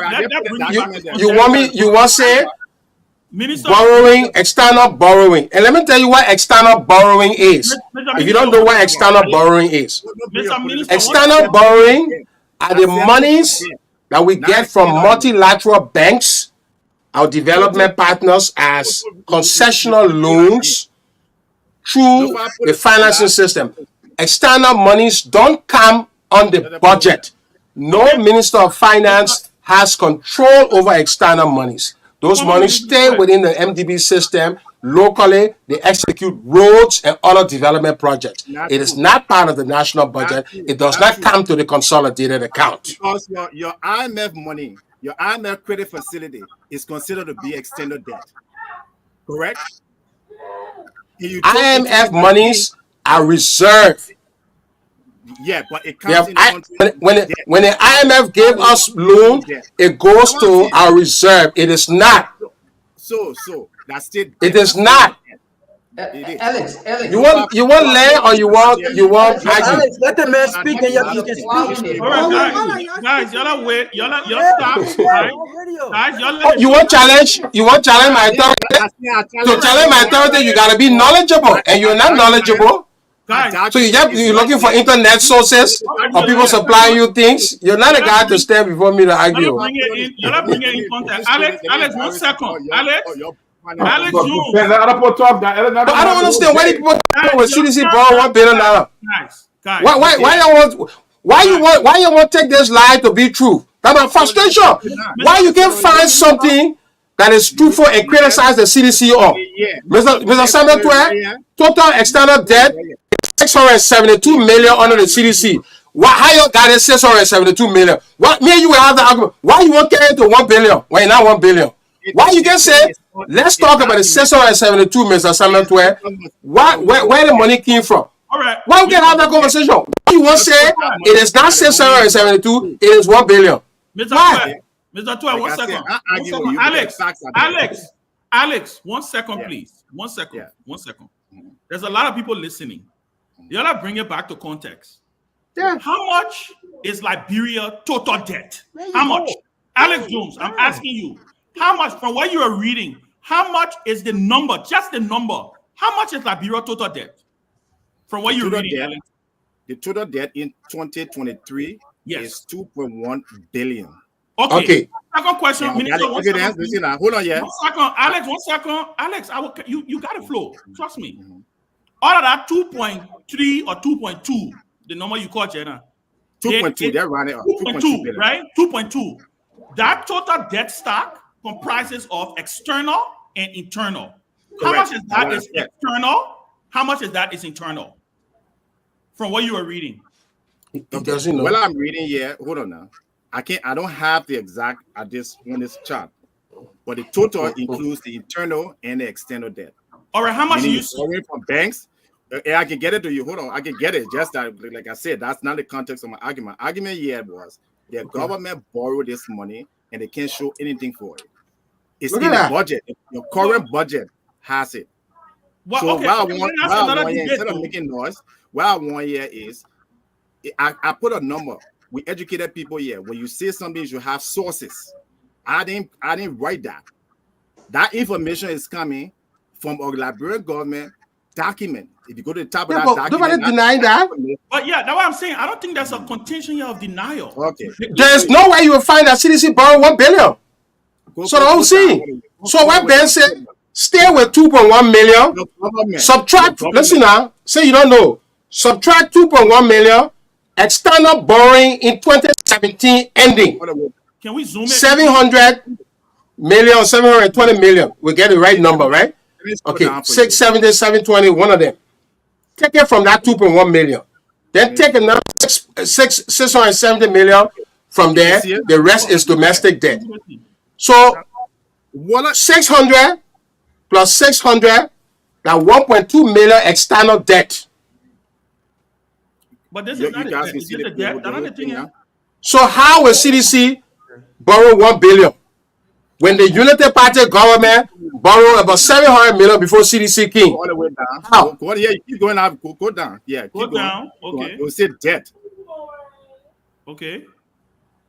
Right there. Where Go are up. we? Go up. Where are we, Go up. Alex? Go up. Go up a little bit. You say debt. Right. Go up. This is educational, guys. I think this is Go up. good. Go up. Go up. No, it's good because Good. Go up. Go up. I want to display the 1 billion lie. I want to show to destroy lies. Right there. Okay. Exchange goes. Yeah, keep going slowly. You see where it says debt. Where I see in line. A Wikipedia thing you can't do yet. Guys, this is the closing argument. This is the closing argument. It's 2.5. Go to 2.5 that document. That same place. You see financial market development. 2.5. That's CDR report you play with. Right now, listen. It's the Liberia. Listen. Monthly. No. Let me tell you what to do. Log in the CBR report and type public debt. It will carry you to the page that get a country breakdown of domestic and external debt. Type public debt. Right. Stop right there. Okay, right here. Come 5.2. Right there. 5.2. You're making Come live. back. We are in the studio. Come Now back. zoom in. 5.2. There you go. Yeah. No, that's not it. Go down a little bit. Come down. Right there. You Down. keep it. Right here. But public debt up there. That public debt there. You keep going fast. Go down. Yeah, man. You had it. Go down. No, you got to public debt. Yeah, go to public debt. It will describe with you. It will describe for you the different categories. No, guys, go up. You're coming. You're too fast. Right there. Take my knee out of it. Nobody's now won't do anything where you're talking about. I don't know what you're doing. Go back up. Go back up. You had it. Go up. Go slow. I saw public debt, Jenna. Yeah, right here. Right here. Okay, right for now. Okay, total public debt. Yeah, 2023. Read it now. Okay, right here. Stop right there. Don't touch it again. Don't touch it. No, let him zoom in. Let him zoom in. Before Samuel Tweh, When he zoom in, let me educate the public what this document is. Okay, this is a document. Okay, yeah, the public debt information and the public watching now. Good. Watching now. Yeah, that the CDC government borrow over $1 billion during the term. Total. Okay, what in the document say that one? So read it now. Okay. No, read it. At the end of August 2023. Let me read it. Let me read it. At the end of August 2003, the stock of Liberia public debt marginally grew by 0.7% to 2.201.4 million, 50.8% of the GDP, relative to the 2.1861 million, 50.5 GDP reported at end of July. The slight growth was due to 1.3% increase in external debt, as domestic debt marginally reduced by 0.1% during the period. The stock of domestic and external debt, domestic and external, stood at 950.8 million. Domestic? And external? Domestic and external. No, and external now is 1.2. Yes. Domestic now 150. Correct. Yes. But that's not the Of the external, Unity Party borrowed 670 million at the end of 2017. Yeah, but Alex, So then subtract 1.2 million. Alex, guys, 1 second. Let's make this clear first. This one, I'm not financial, but I know this. This domestic debt is not only for the last 6 years. This is the government entire debt, right? So let me help you, Ben. It's the St. Joseph Jingy Router. Yeah. No, yeah. So And the same thing with the external debt. Okay, so in 2020, since the hippie, that's the cumulative debt of the country, right? So where CDC 1 billion coming from now? In 2017, it was $800 million. When it came to power in 2018, by 2023, it was 2.2. And when they say that, hey, my man, external debt is 1.2. You show how CDC borrow 1 million, and United Party borrow 250 million. We got I think I need to point for Liberians who want a document. But Alex, let me ask you a question. Are you saying when CDC took over, Liberia external debt was zero? Is that what you're saying? What are you saying? No, that's not what I'm saying. Okay, but if what are you saying now? So ask me what I'm saying. Okay, no, but wait now, guys. Okay, 1 second. All right. When CDC government took over, what was the external debt of Liberia? Debt was around $800 million. Okay. Then we don't have time to our favor. I think we are running pretty late. So after they took over, after they used all the revenue and they were looking for money now to pay themselves and look for money to travel and go all this stuff. Alex, I'm sorry. I don't think it. No, that don't fight. I'm trying to tell you now. No, it don't suffice, Alex. Let me tell you where they borrow in. I can tell you the institution that they borrow from because it's yeah, but guys, that's not the issue. We want to get to where they borrow from. I don't think we have issue to discuss that too, man. We can't keep our down. Yeah, man. I mean, it man sat here. We got things to discuss. We can't keep our down there one thing that is. Don't remove it. We can't deceive the public. We can't disappoint the public. The public just saw total external debt of 1.2 billion. Listen, the public just saw 1.2 billion. I'm telling you, of that 1.2 billion, United Party left external debt of around 750 to 800 million. 670, I won't be exact on the number. I'm going to look at the number. So, how can CDC alone got 1 billion? Wait. So you have to admit, you don't understand what you are reading. You know that when they said 1.2 billion, 2023 CDC alone borrowed 1.2 billion. Let me answer it, Tweh. Alex, listen, Alex, you will not disrupt the show. Don't do that. You will not disrupt the show. You didn't make your case. We gave you the chance. You've been on it for the last 10 minutes with you. You can't say that nobody has given you the chance to talk. You came, and let me put it in context. And I'm gonna say this. I'm the moderator. Let me say this. You said I asked you a specific question. What was Liberia external debt when CDC took over? Your claim was CDC borrowed 1.something billion of external debt. If Liberia total external debt today stands at 1.2 billion, and it's a cumulative debt of all of the governments of Liberia today, it is it's not factually true that CDC borrowed 1.2 billion. How's that? Question. Third grade. Daughter can understand that one. Give me the chance. Let me tell you what you're doing. Okay, Alex, you got 1 minute, please. We got to move forward for a journey. I think the educated people in Liberia, an innocent person can look at 800 minus 2.2, and it will come out to 1.2 billion. But if you don't understand that simple math, when they got there in 2017, they had a deficit of 800 million from the Unity Party government. By what is that? Listen now. By 2023, it's 2.2 billion minus 800 million. From 2.2 billion, you get 1.2 billion. Like that, Alex. That's how you do the math. I can't help you on that one now. You no, you can't help yourself. Then don't make yourself a simple mathematics. Please. Alex, thank you. We disagree to agree on thank you. Fine. Go ahead, Anthony. Thank you, Ben. Well, it's good though, because the public watching it, you put 1.2 billion external debt. The man has fallen flat because he believes that CDC alone got that 1.2. Thousands of people watching right now, and he has fallen so disgracefully flat because he wants to paint CDC black. And how do people lie and destroy the CDC? I mean, this is Thank you, our last Minister. question. Thank you, We are Minister. open the phone lines, please. I'm really hoping that Guys, I'm listen, I got hoping that Thank you for the exchange. Thank you, Alex. Thank you very much. I look forward to you, Mr. Tweh. I challenge you anytime on any program. Let we'll talk. Well, you had a What program. now you can challenge me? You Wikipedia? Thank you, Alex. Go ahead, Johnny. Go ahead. Look, everyone here, right? Let me say something to everybody here. We have limited time to do this program. So if you come on the show, you don't have the right thing to say. It better to be disciplined to everybody else who can give everybody time. And we all have the capacity to make the program disruptive. But we have to make sure that we be quiet and everybody. Thank you, Johnny, for your patience. So here I come, right? Johnny, thank you for your patience. So, Minister Tweh, I want to take my time to go with you step by step because for me, I'm not an economist, but I'm just a free thinker. So, do you understand that development is on the basis of statistics or numbers? And you serve as the Minister of Finance and also being the head for the board for legislation, right?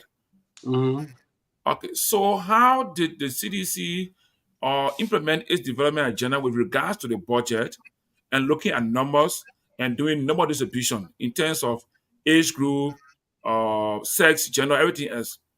Now, my point is the national budget, again, is considered as the national cake. Am I right?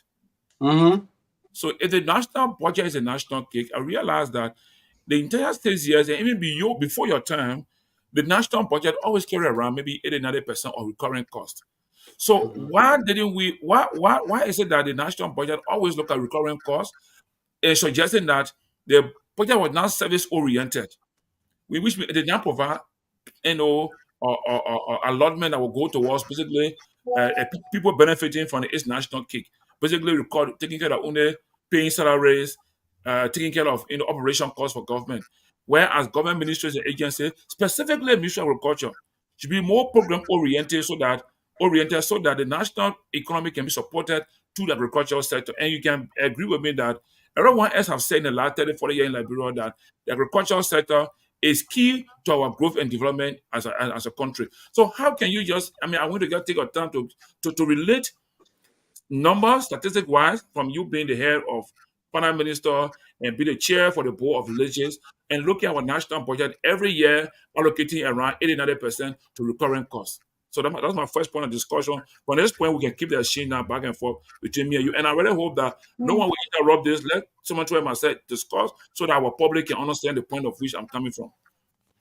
I mean, our goal is to move away from recurring expenditure, the goal, and move towards investment. But it's true that presently the recurrent structure is higher. You got 300 million alone out of 735 million for wages. Then you got goods and services to run the whole government. Fuel, cars, the cost to run the government, for the government to do work. You put another 100 million inside, you take it from there. Then you got debt service. The money the man put up here, 1.2 billion of it, that's external debt. Then the domestic debt, you got to pay all of that one. Our external debt, if you don't pay it, they suspend you from the World Bank, the African Development Bank, and the IMF. You see that? If you don't pay, so you get problem, you got to pay. Meaning the World Bank, let's say the World Bank and the AFDB. That they don't want to do the suspension. So that all recurring business. The argument we're having here is, out of the whole budget, what kind of money we can find to do infrastructure, serious way every year, and to do private sector, which is what you're calling. So we got something called public sector investment plan under the budget. So let's stop that. We need to find that money to solve problem in the private sector, infrastructure that will help the private sector to grow.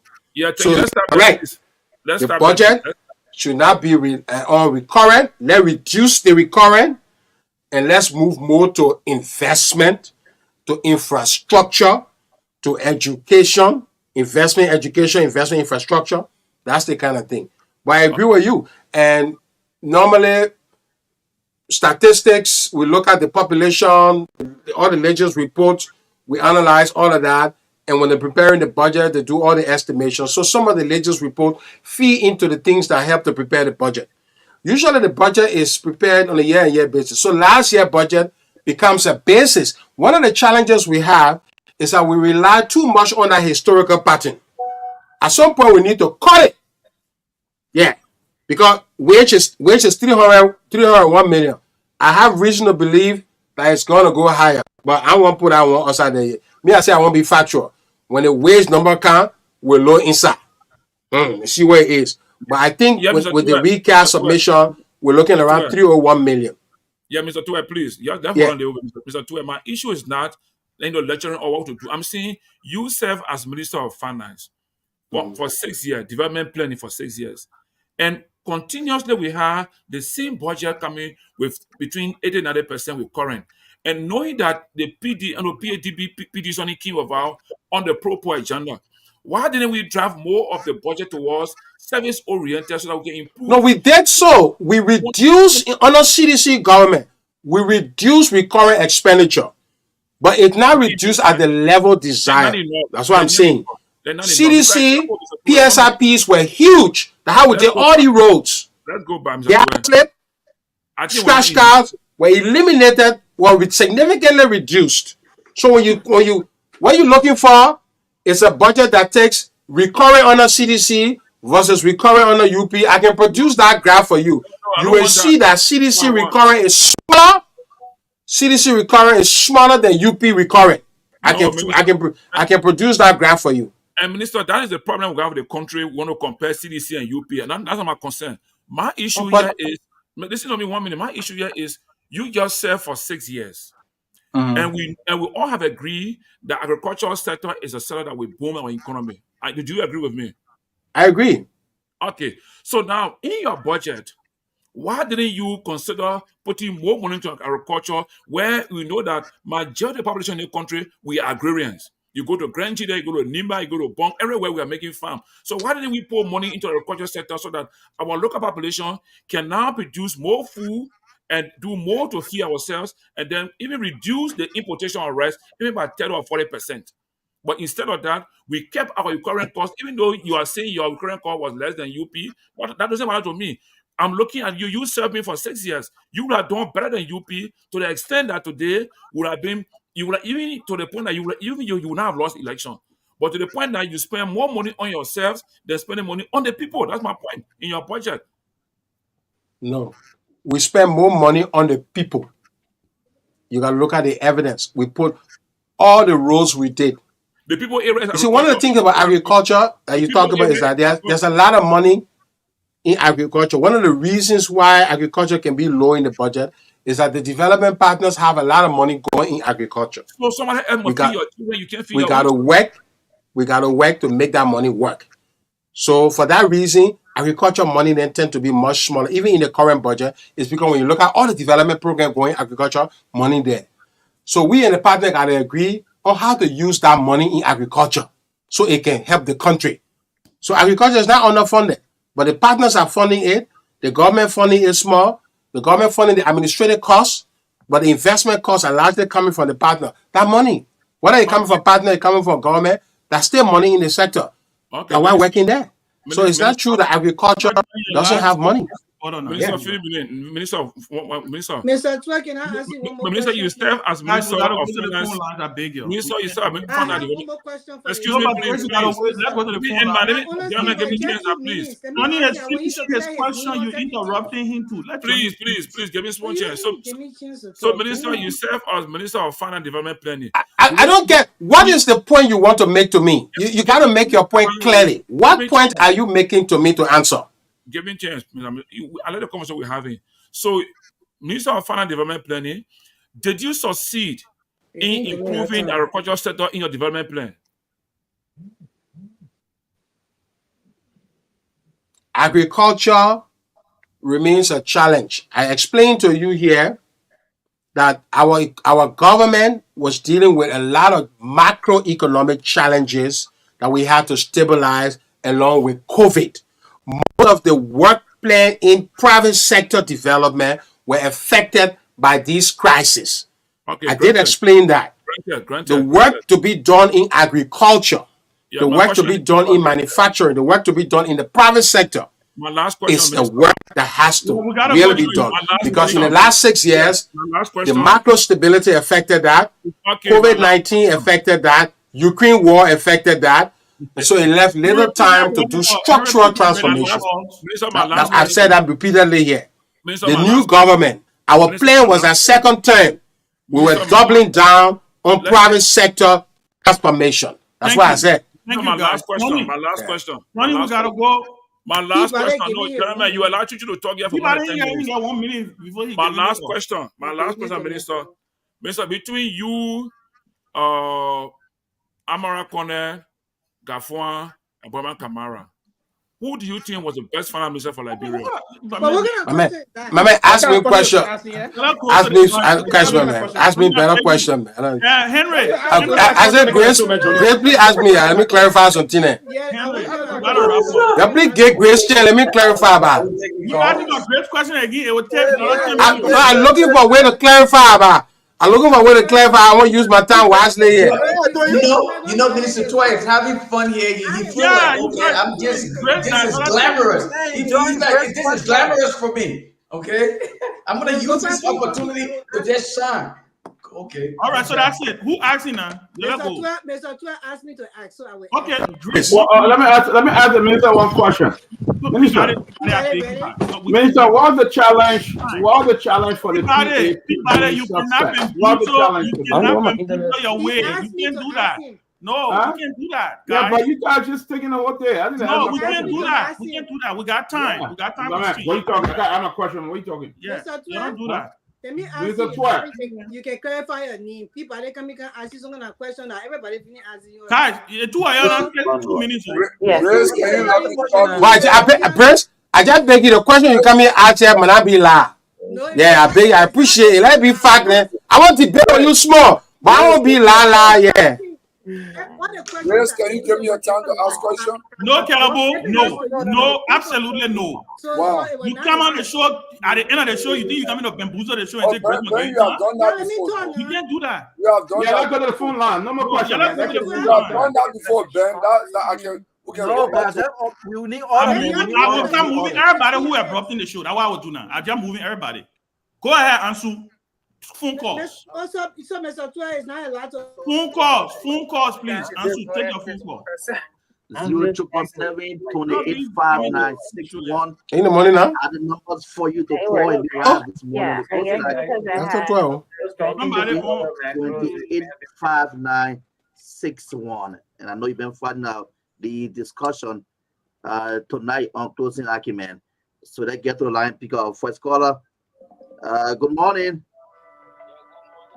Yeah, go. Good morning to our common finance minister and Idris Bealded. Go ahead, sir. Well, there's a saying that says education cannot be, it's not the same as intelligence.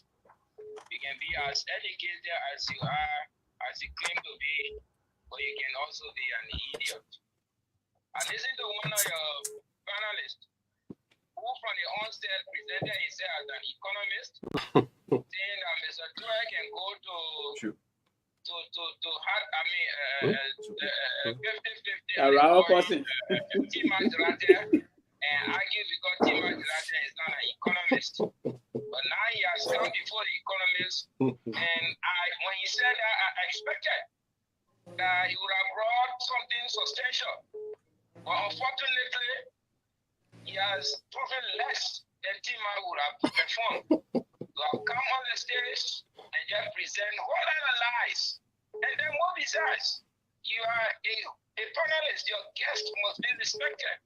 There are ways that you can tell somebody hello and appear to be an insult. To say that you lie, that's a lie. You lie. Don't talk to your guest like that. That doesn't show respect. It doesn't show an environment, a friendly environment. You must make your guests to feel friendly, hospitable. Okay. All right. On the platform in a way that you feel flexible to talk. Okay. You can't attacking the man or the lie. At the end of the day, you prove to be the liar. So the next caller, 30 seconds, please. It is a busy line.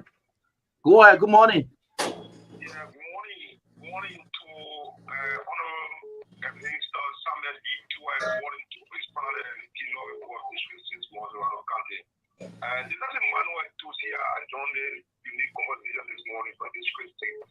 And basically, I want to appreciate Honorable Tweh, and I think to some greater extent, and such a wide platform, but people are here on the platform, they should avoid sentiment, they should avoid personal, emotional, and I think Mr. Tweh is very, very, very friendly and very, very intelligent. I think to some greater extent, he is doing justice to the Liberian people.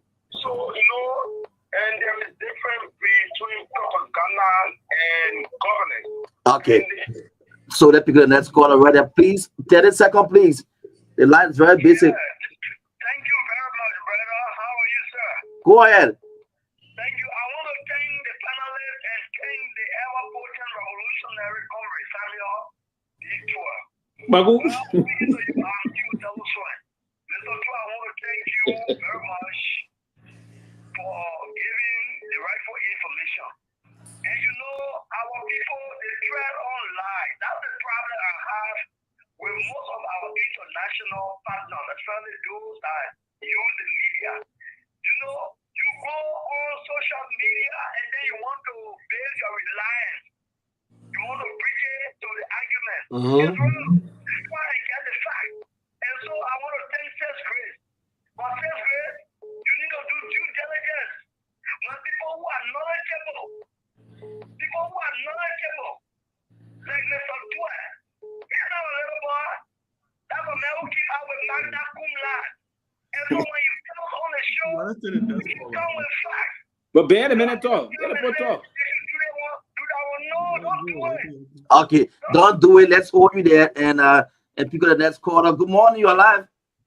It's all kind of boy. The minute I want to talk.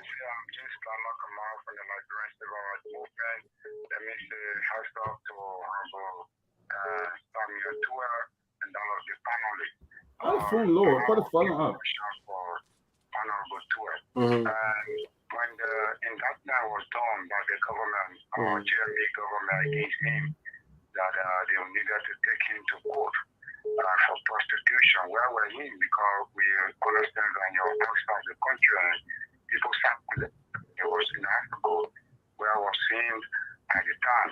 And indeed, how the same look at the issue of security in our country, in the South region, having been outside of Liberia. What were some of those news that you got out there about Liberia? How are people looking at Liberia currently under the current government? Okay, so let's just show you that quickly. The next caller. Go ahead. It's morning hour now.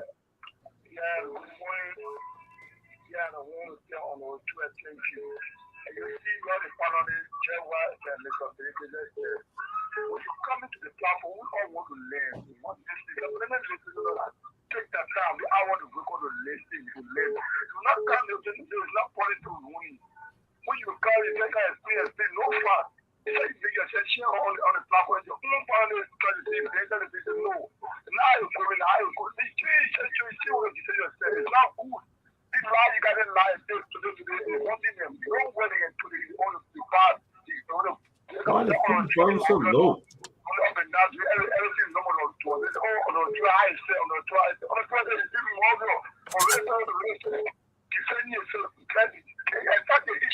Okay, attack the issue, please. 0777 285961. Good morning. That's a go ahead. Your name, where do you come from?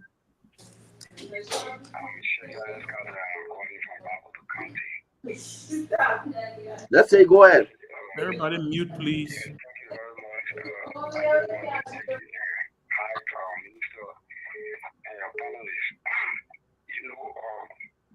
Our economists, one of our panelists who take himself to the economists, is highly disappointing. You don't really understand budgetary issue, even when it comes to debt and other things. There are simple things that he normally make slide error into. Even this I remember a week ago, 2 weeks ago, before even the phone, he made similar mistake that even when it comes to the budget, he Lord may God back. He makes similar mistakes, so he need to really come up because Liberia is one of the countries that we can talk about people who are not really, who are not when it comes to understanding some of them, not all. Okay, some, not all, understanding. Can you please walk away from your monitor? So let's take 3 more calls. Can you please do that? The feedback is not good. I'll take you off. 3 more calls. Yeah. Ben, any plans to take calls from the dashboard?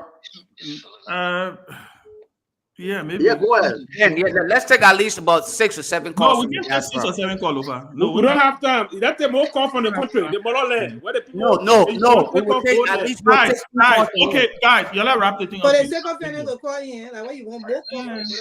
Go ahead. Yeah, we the single fence. Stop calling the people sycophants. No, but right. she's a collaborator of the single fence. Single fence collaborator. There are people listening to us. Stop calling the people sycophants. So is it wrong by coming out here to clarify things and make some information, provide some information to the people, my man? Is it wrong? Good morning. Everything is here. Well, good morning. Let's hear you. Okay. You will be mute yourself. We're hearing feedback.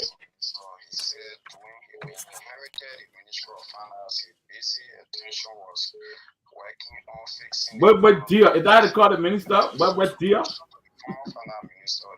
Consulting at the Ministry of Finance for 12 years on the Unity Party, and I think you were impressed with those challenges that the economy was facing at the time. What did he do as a consultant? Okay, thank you. All right, that's it. Answer. Just taking taxpayer money. Okay. All right. All right. Let's listen to Chairman Ben. Chairman, come in. Yeah, that's it. Let wrap it. This show has been on for 3 hours 45 minutes. Yeah. One last caller yet. 5 minutes. One call. Yeah. Nobody. We're going to take 3 more calls. 3 more so that we can wrap this up. Okay, I got one caller. One caller right here. That's Kehleboe Gongloe. Y'all please wait. Y'all let's do it orderly, please. Who's the first I'm caller? raising my hand. One caller.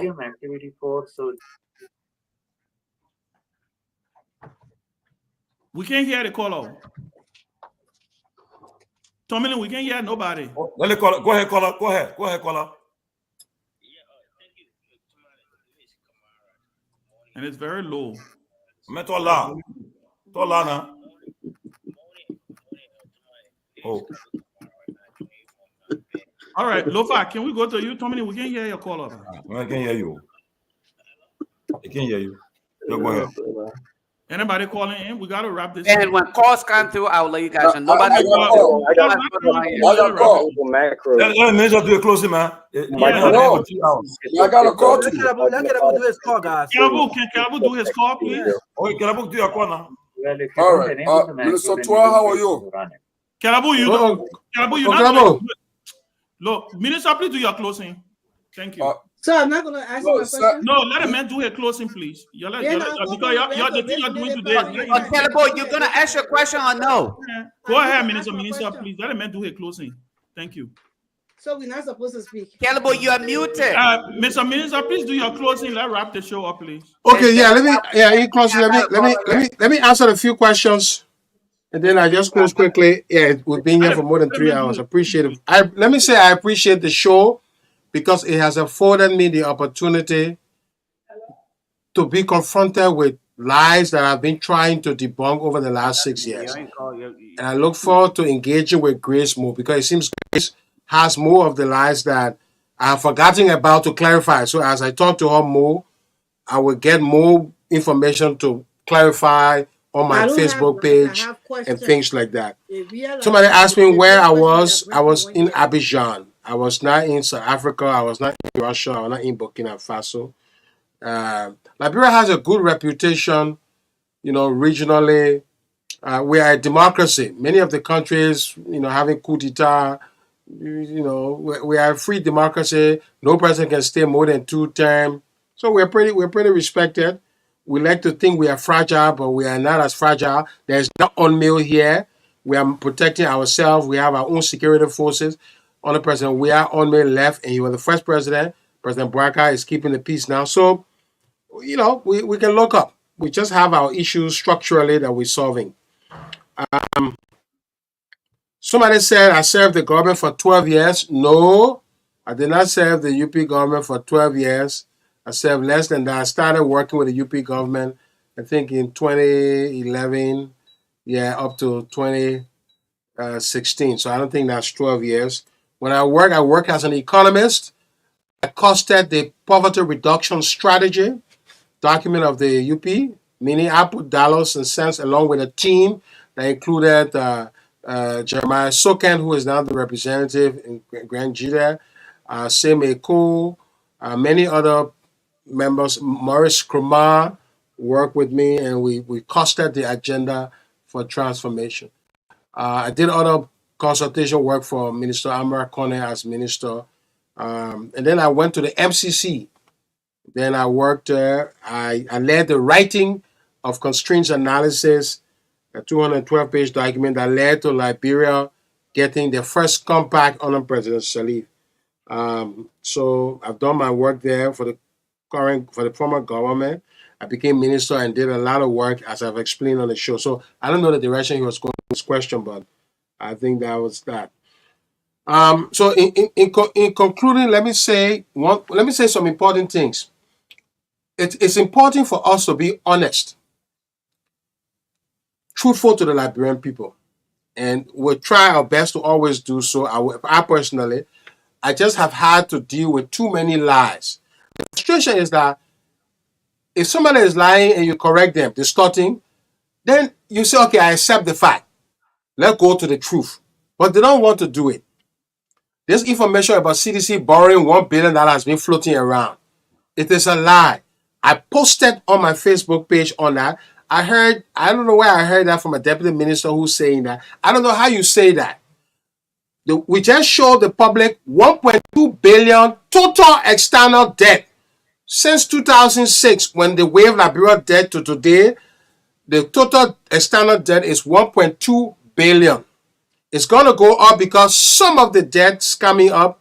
Yeah, as you go, it will go up, you go up small. But it's 1.2 now. And when we came into office, that debt stock was around 670 to 700 million by the United Party government. So how you move from 700 to 1.2 billion, and then you say CDC borrow 1 billion? What kind of business is that? Put it in simple English. You start with $50, you get to $100. Then you say, okay, you know the party borrow $50. CDC borrow $50 on it. Then you say CDC borrow $100. How you do that math? But what basically he had to leave the show because you can't do that. So the propaganda failed. And yeah. And Grace, many of the information you said about me personally, most I've got it right. I'll carry the sheet home and put it in my archive. I'll just call it Grace file. Because all the data, I misinformation, I will read it nicely, I will send you a copy. But I appreciate you because I need you able to make me remember the 500,000 debate. I never ever say I'll make 500,000. You know, the inflation thing, you know, all these things that I've been saying, you know, I'm supposed to be arrested, you know, I will run away, all that stuff. Listen, I came back to the country to face my accusers, and I will go through the judicial process and vindicate my name. I've been a target of this United Party from all the propaganda. Today, I clarified the Baton Yuswa situation. I don't know why they want to link me with Baton Yuswa again. It's a whole other thing. The lies are just too many. And, you know, I'll have a time to come back so we can have... but I think that the show was okay. I like the quality of the questions that came from some of the panelists about solving Liberia's problem before our man Chuchu came in and threw the kitchen sink and just spoiled the whole thing. But Grace, I appreciate you. I appreciate all of you panelists. Thank you. Know, Robert, Lofa, I think you guys are all been doing good. Tomalin, Pewee, you didn't ask me, but you're a new progressive, so you're not supposed to ask another new pro. But I said, but G12. So you got 480 compact and you Liberia get some. Well, we're looking. Let's see. Liberia have to pass the compact The eligibility scorecard is coming up maybe next month. We passed 14. We expect the current government to carry out to 16. We don't expect them to come below. As soon as they come below, we join the back. Yeah. Well, we want to thank you, Minister Tweh. Thank you for taking time. I mean, like I said, we've been here for 3 hours and 53 minutes. That's almost 4 hours. Almost 4 hours of and I believe we were able to Minister Tweh, Ben, I'm sorry. I really apologize for this. I don't mean to interrupt you, but for the sake, I know Minister Tweh can. No, we're not taking no more calls. No, let these people chime in, Ben. No, Lofa, we're not taking no more calls. Listeners are also part of the program. You don't have to respond, but at least listen to the people's concern. Lofa. We have our audience. Okay, the show is over. Thank you. Okay. We want to thank the minister for coming. Lofa, you want to over 5 minutes, 5 hours? No. I just want you to listen to other people. We're gonna go to the. Diaspora Liberians are also contributors to everything that is happening in the country. Thank you very much, Minister. But again, I'm not moderating. Yeah. If Ben says it's the end of the show, I respect. It is. We gotta wrap up. We've been here for 4 hours. Thank you so much, Thank Minister, and thank you to Henry. You come in. Let's try to wrap up. Everybody, I think we had a wonderful show. Everybody had a chance to chime in. Sorry for those who didn't call in, people who didn't want to call in, people who took the time to call in, who was a little late. We apologize. We could not have got. If it leave, everybody would be here for the next 6 hours. So Ben, can I do my? I don't know if anybody got closing thoughts. I'm done. Can I go first? Yeah. Thank you. But listen, Ben, I got to give you credit. I thought that you did an awesome job. I think that everyone may not be happy, but I thought that you was fair. I know my sister, including me. I'm not happy. I know my sister. You didn't get a question about. So. Yeah, I know my sister. No, I didn't get a question. I thought you put me at the backstage today, and you are afraid to put any other person but me. Neil Progressive. The man said you another Neil Progressive can I be asking Neil? Exactly. Yeah. So, but I thought it was an awesome show, man. Listen, let me just say this. I think that it's important. I'm not going to speak on another panelist. I'm not doing that. We'll talk behind the scenes. But I think this is a lesson here, though. It's important that when these guys come on and we have serious issues with not them personally, but that their leadership, I think it's important that we come prepared, right? Especially when given the opportunity to. And it's clear that my brother did not come prepared today. But I think that a lot of what I've hearing Ben from shot that have been screenshot and sent, Haitians are very happy with what happened tonight. They felt like Tweh did what they should have done during the election, which is debunk misinformation and lies, right? And so this is what they did not do, and I think they feel like this is a part of the reason why they lost the election, because people really believe some of the things that were put out there against them. And this is what Tweh did. One last point I want to make is this. I wish we would have had more conversation geared towards the economy, to be honest with you, because it's easy for Tweh for Grace to say, hey, you know what?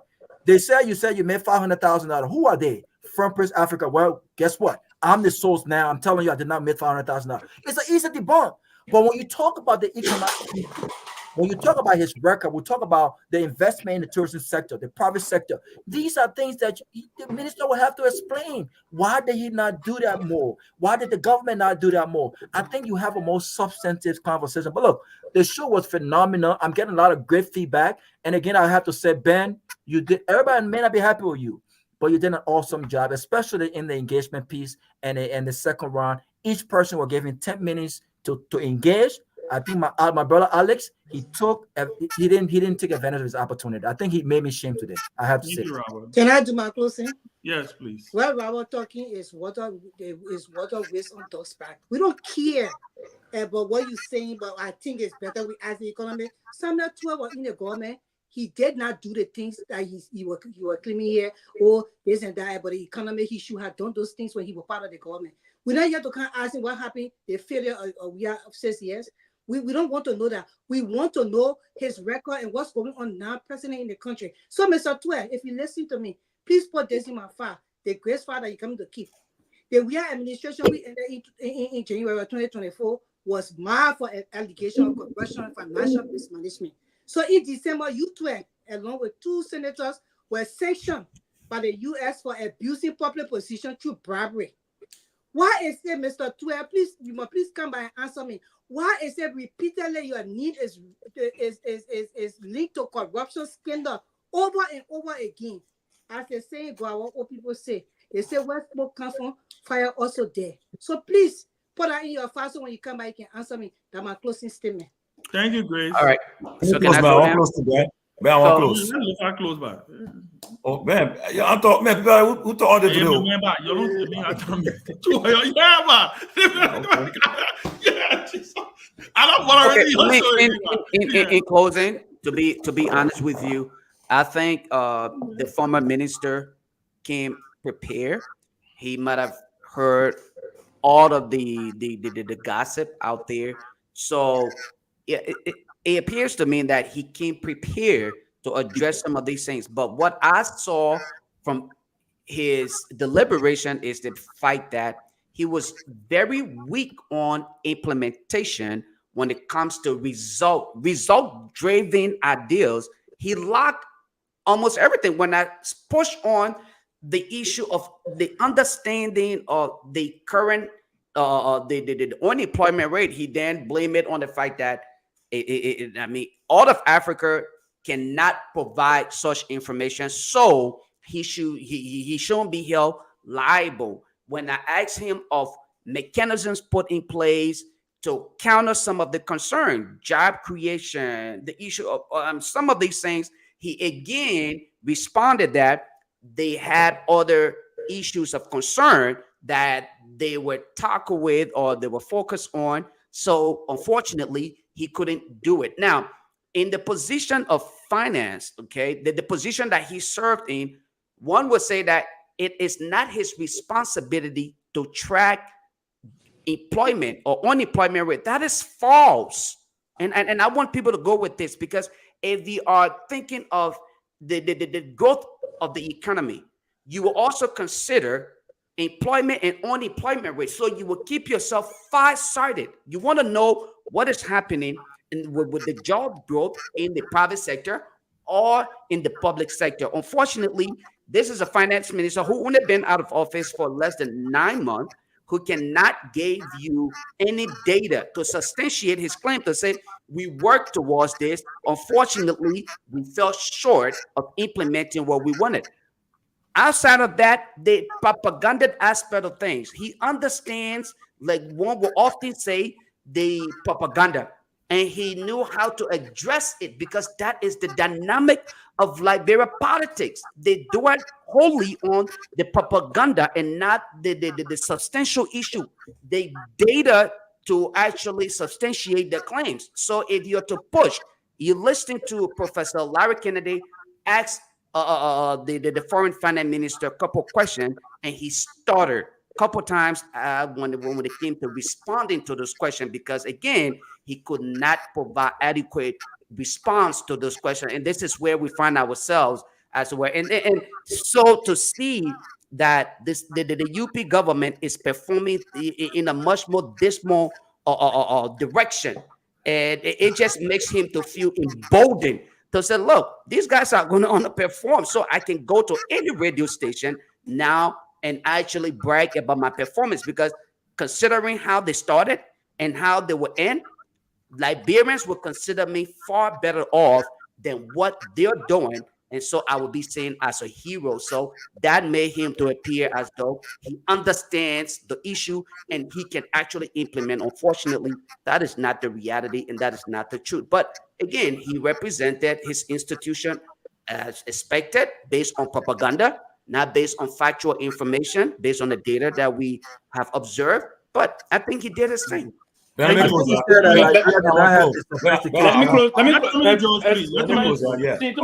a closer. Let me speak. You close out. I want close. Let me close. Please. I go to the bathroom. Let me close. Go to the bathroom. Well, you got too much information. We don't want to know what they're going to do. But on a serious note, right? It was a good show. In fact, Tweh did something tonight that we should appreciate. The fact that now the UP Hurricane watching the show, they are not asking to come on the show now. They are being afraid to come on the show. Now the opportunity have been given to them to say, we're coming to debunk Tweh, coming to to come and check the misinformation Tweh gave. They are saying it now. They are saying, I said the platform is free. This platform is not for CDC, it's for UP, it's for nobody. It's an open platform. So your who action, you're welcome to come. We'll bring you up. But I think today's show, I thought you guys were quiet. Man, people who sat for many hours. The issue about, for instance, question like the PAPDP, nobody answered the question. CDC creation, they said create 1 billion jobs. But these are questions who thought people were going to ask, even about the loans, all the things that they were given. But they failed. They were after beginning it personal. They wanted, you see, we take it personal, that way we lost the whole thing. A lot of people have been coming from the show tonight. Had they really forget about the personal attack, the personal vendetta coming against Tweh? Many people want to see Tweh. They want to see Tweh. And so forth, but that's not going to happen. And so as a result, they miss everything. They keep people giving information to come and attack.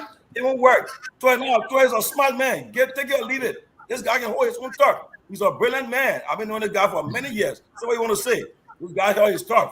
He came here and then he made people look come around here today. So again, I think we should ask the question that people wanted to about the PAPDP that CDC launched and all of this stuff that happened. They didn't do it. They failed to do it. And lastly, let me say this. I want to say happy birthday to my dear friend and brother, Peabody. Tomorrow his birthday. Also today's wedding anniversary. Happy wedding anniversary, Peabody. Good memory. You're a strong man of mine. Also, the President George Myean Weah. He'll be turning 58 to the Area Library, 58 years old. Happy birthday, President. Former President Weah. And guys, let's continue to make it the best second to none. Thank you, guys. I can go. Yeah, Ben. For me, I'm not having. Pewee. People, you'll be the last. That Pewee stuff. Ben, for me, I don't I have. will go. I've talked. I get cool. I thought today was not a good day for me, Ben. You deliberately did that, but again, there's no issue. But quickly, you're progressive. I want to believe sincerely it was good that the great Bushu came on the show today, right? He did. Like calling the man Bushu, then you want our question. My way, man. No, I'm not part of the reason is sorry, I have to see what you. Yeah, I know. But again, I listened to my own friend, my dear friend and brother just now. He said the minister came prepared. Then he also said the minister ended somehow. He contradicted himself. No. He prepared to address the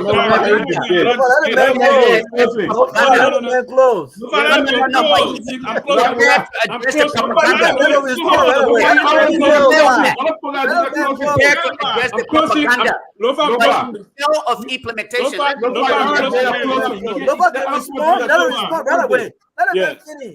I listen, you know, some out there we take notes. And I hear what moderating, nobody will do that thing. Yeah. No, but Ben, sometimes you be doing the same thing. You be doing we did know very well. He said the minister came very prepared. Then in less than 60 seconds, he said the minister didn't answer when you are weak. That's a huge contradiction. And we intellectual, we take note of this discrepancy in intellectual interactions. But let me say here clearly, it's just like when you say I set in trial for that picking. That picking, now what happened today on the serious note, but on the most serious note, we take things personal. And I want to discuss the issues. This is how you are going to expose yourself. And yeah, we in this platform, we're going to give the opportunity to a lot of folks. And trust me, I was glad to have some spend most of my time in it. But it was good. I mean, Ben did that to me. Because if I've been ordered, I would have said different things. It was good. And I take very proud of that. But one of the major things, and I said it during the show, and that's what we're going to pride ourselves with now, to begin the process of providing major information to the folks in the country.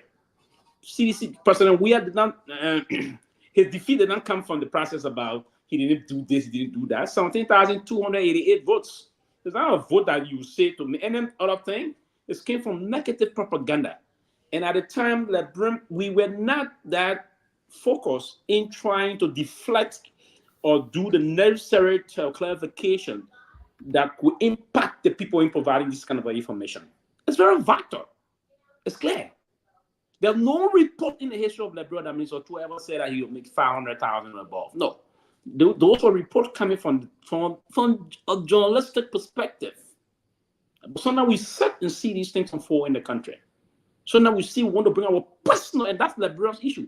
The perception problem of Liberia, even intellectuals, people that believe in the opposition, that are saying they are advocate, they are this, they come with their personal vendetta to the discourse.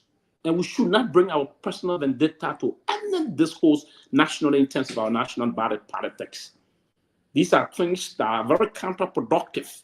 And those counterproductive thinkers and the rest of it, and those that will spread mis and disinformation and lies, we should debunk them and reorient it. But most of them are disoriented. Look what happened today. They have a brother last time. He attacked Carrasco. He attacked other officials and other things. But today, this Ellis came here very disoriented. I'm not going to allow you to attack Alex. No, I'm not attacking. Just saying no, but leave me. Okay, you did. That's a form of attack. When you say a man appeared disoriented, that's a form of attack because he's not here to defend himself. Oh, okay.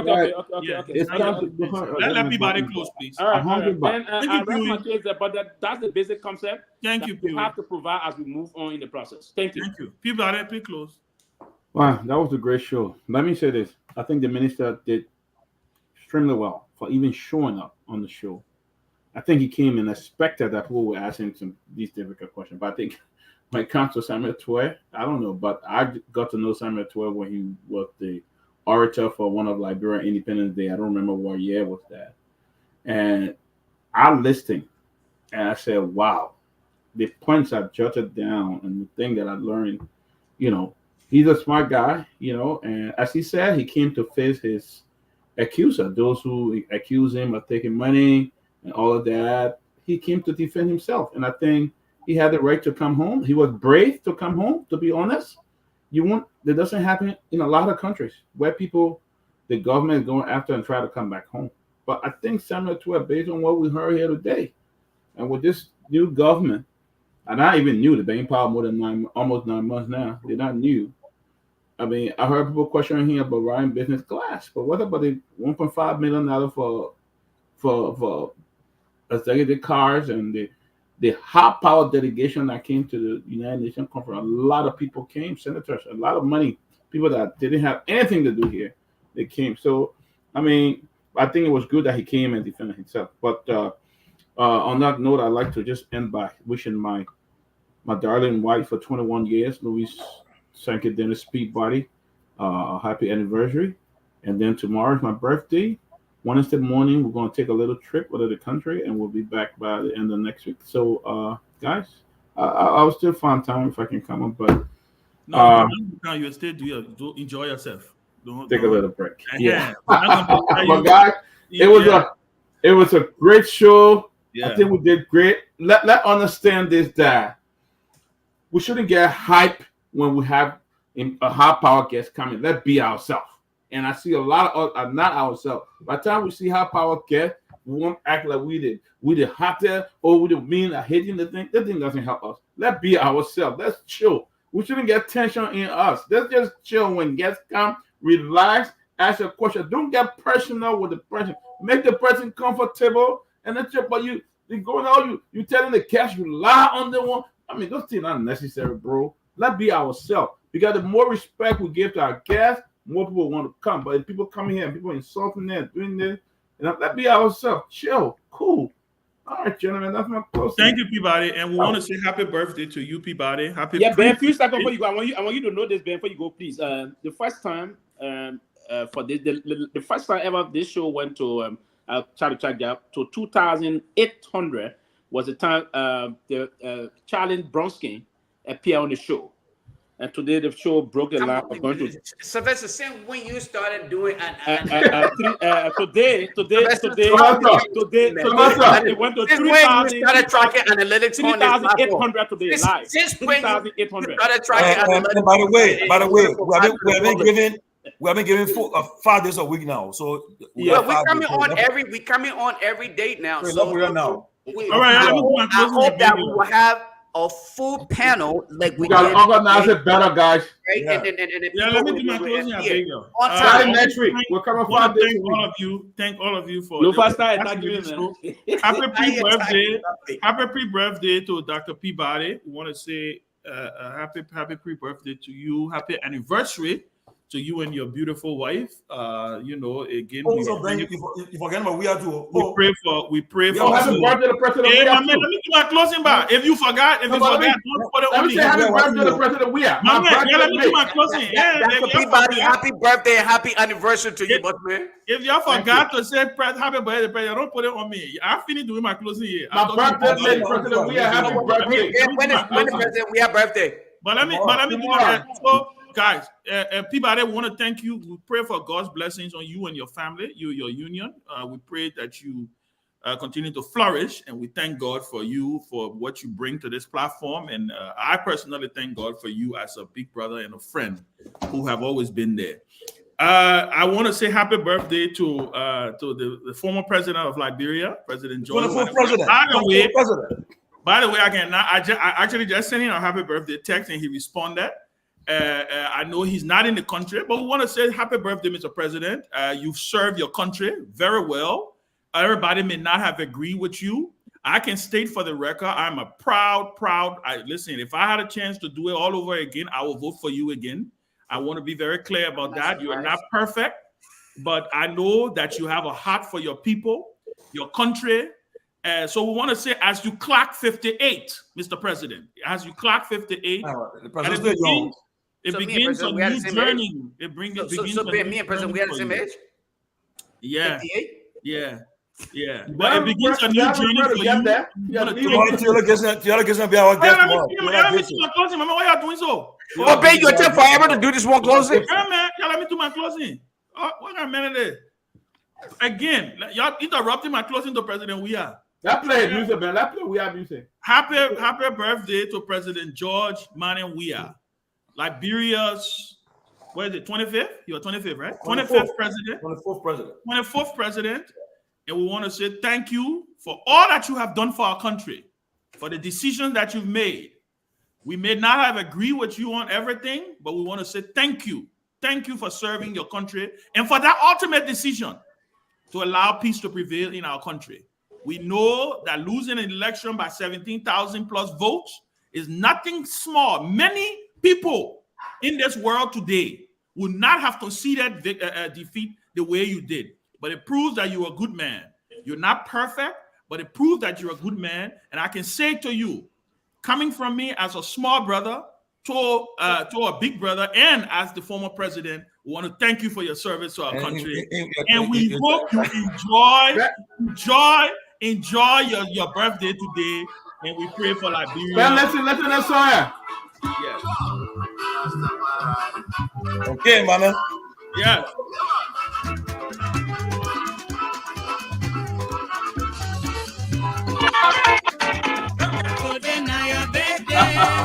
Yeah. Happy birthday.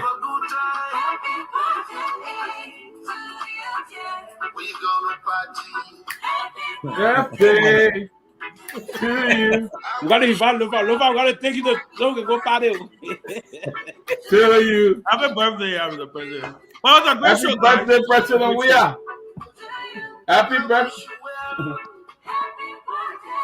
All right, guys, put it down, man. Thank you, guys. Put it down, guys. Good night. Great show. Great show. Thank you. All right.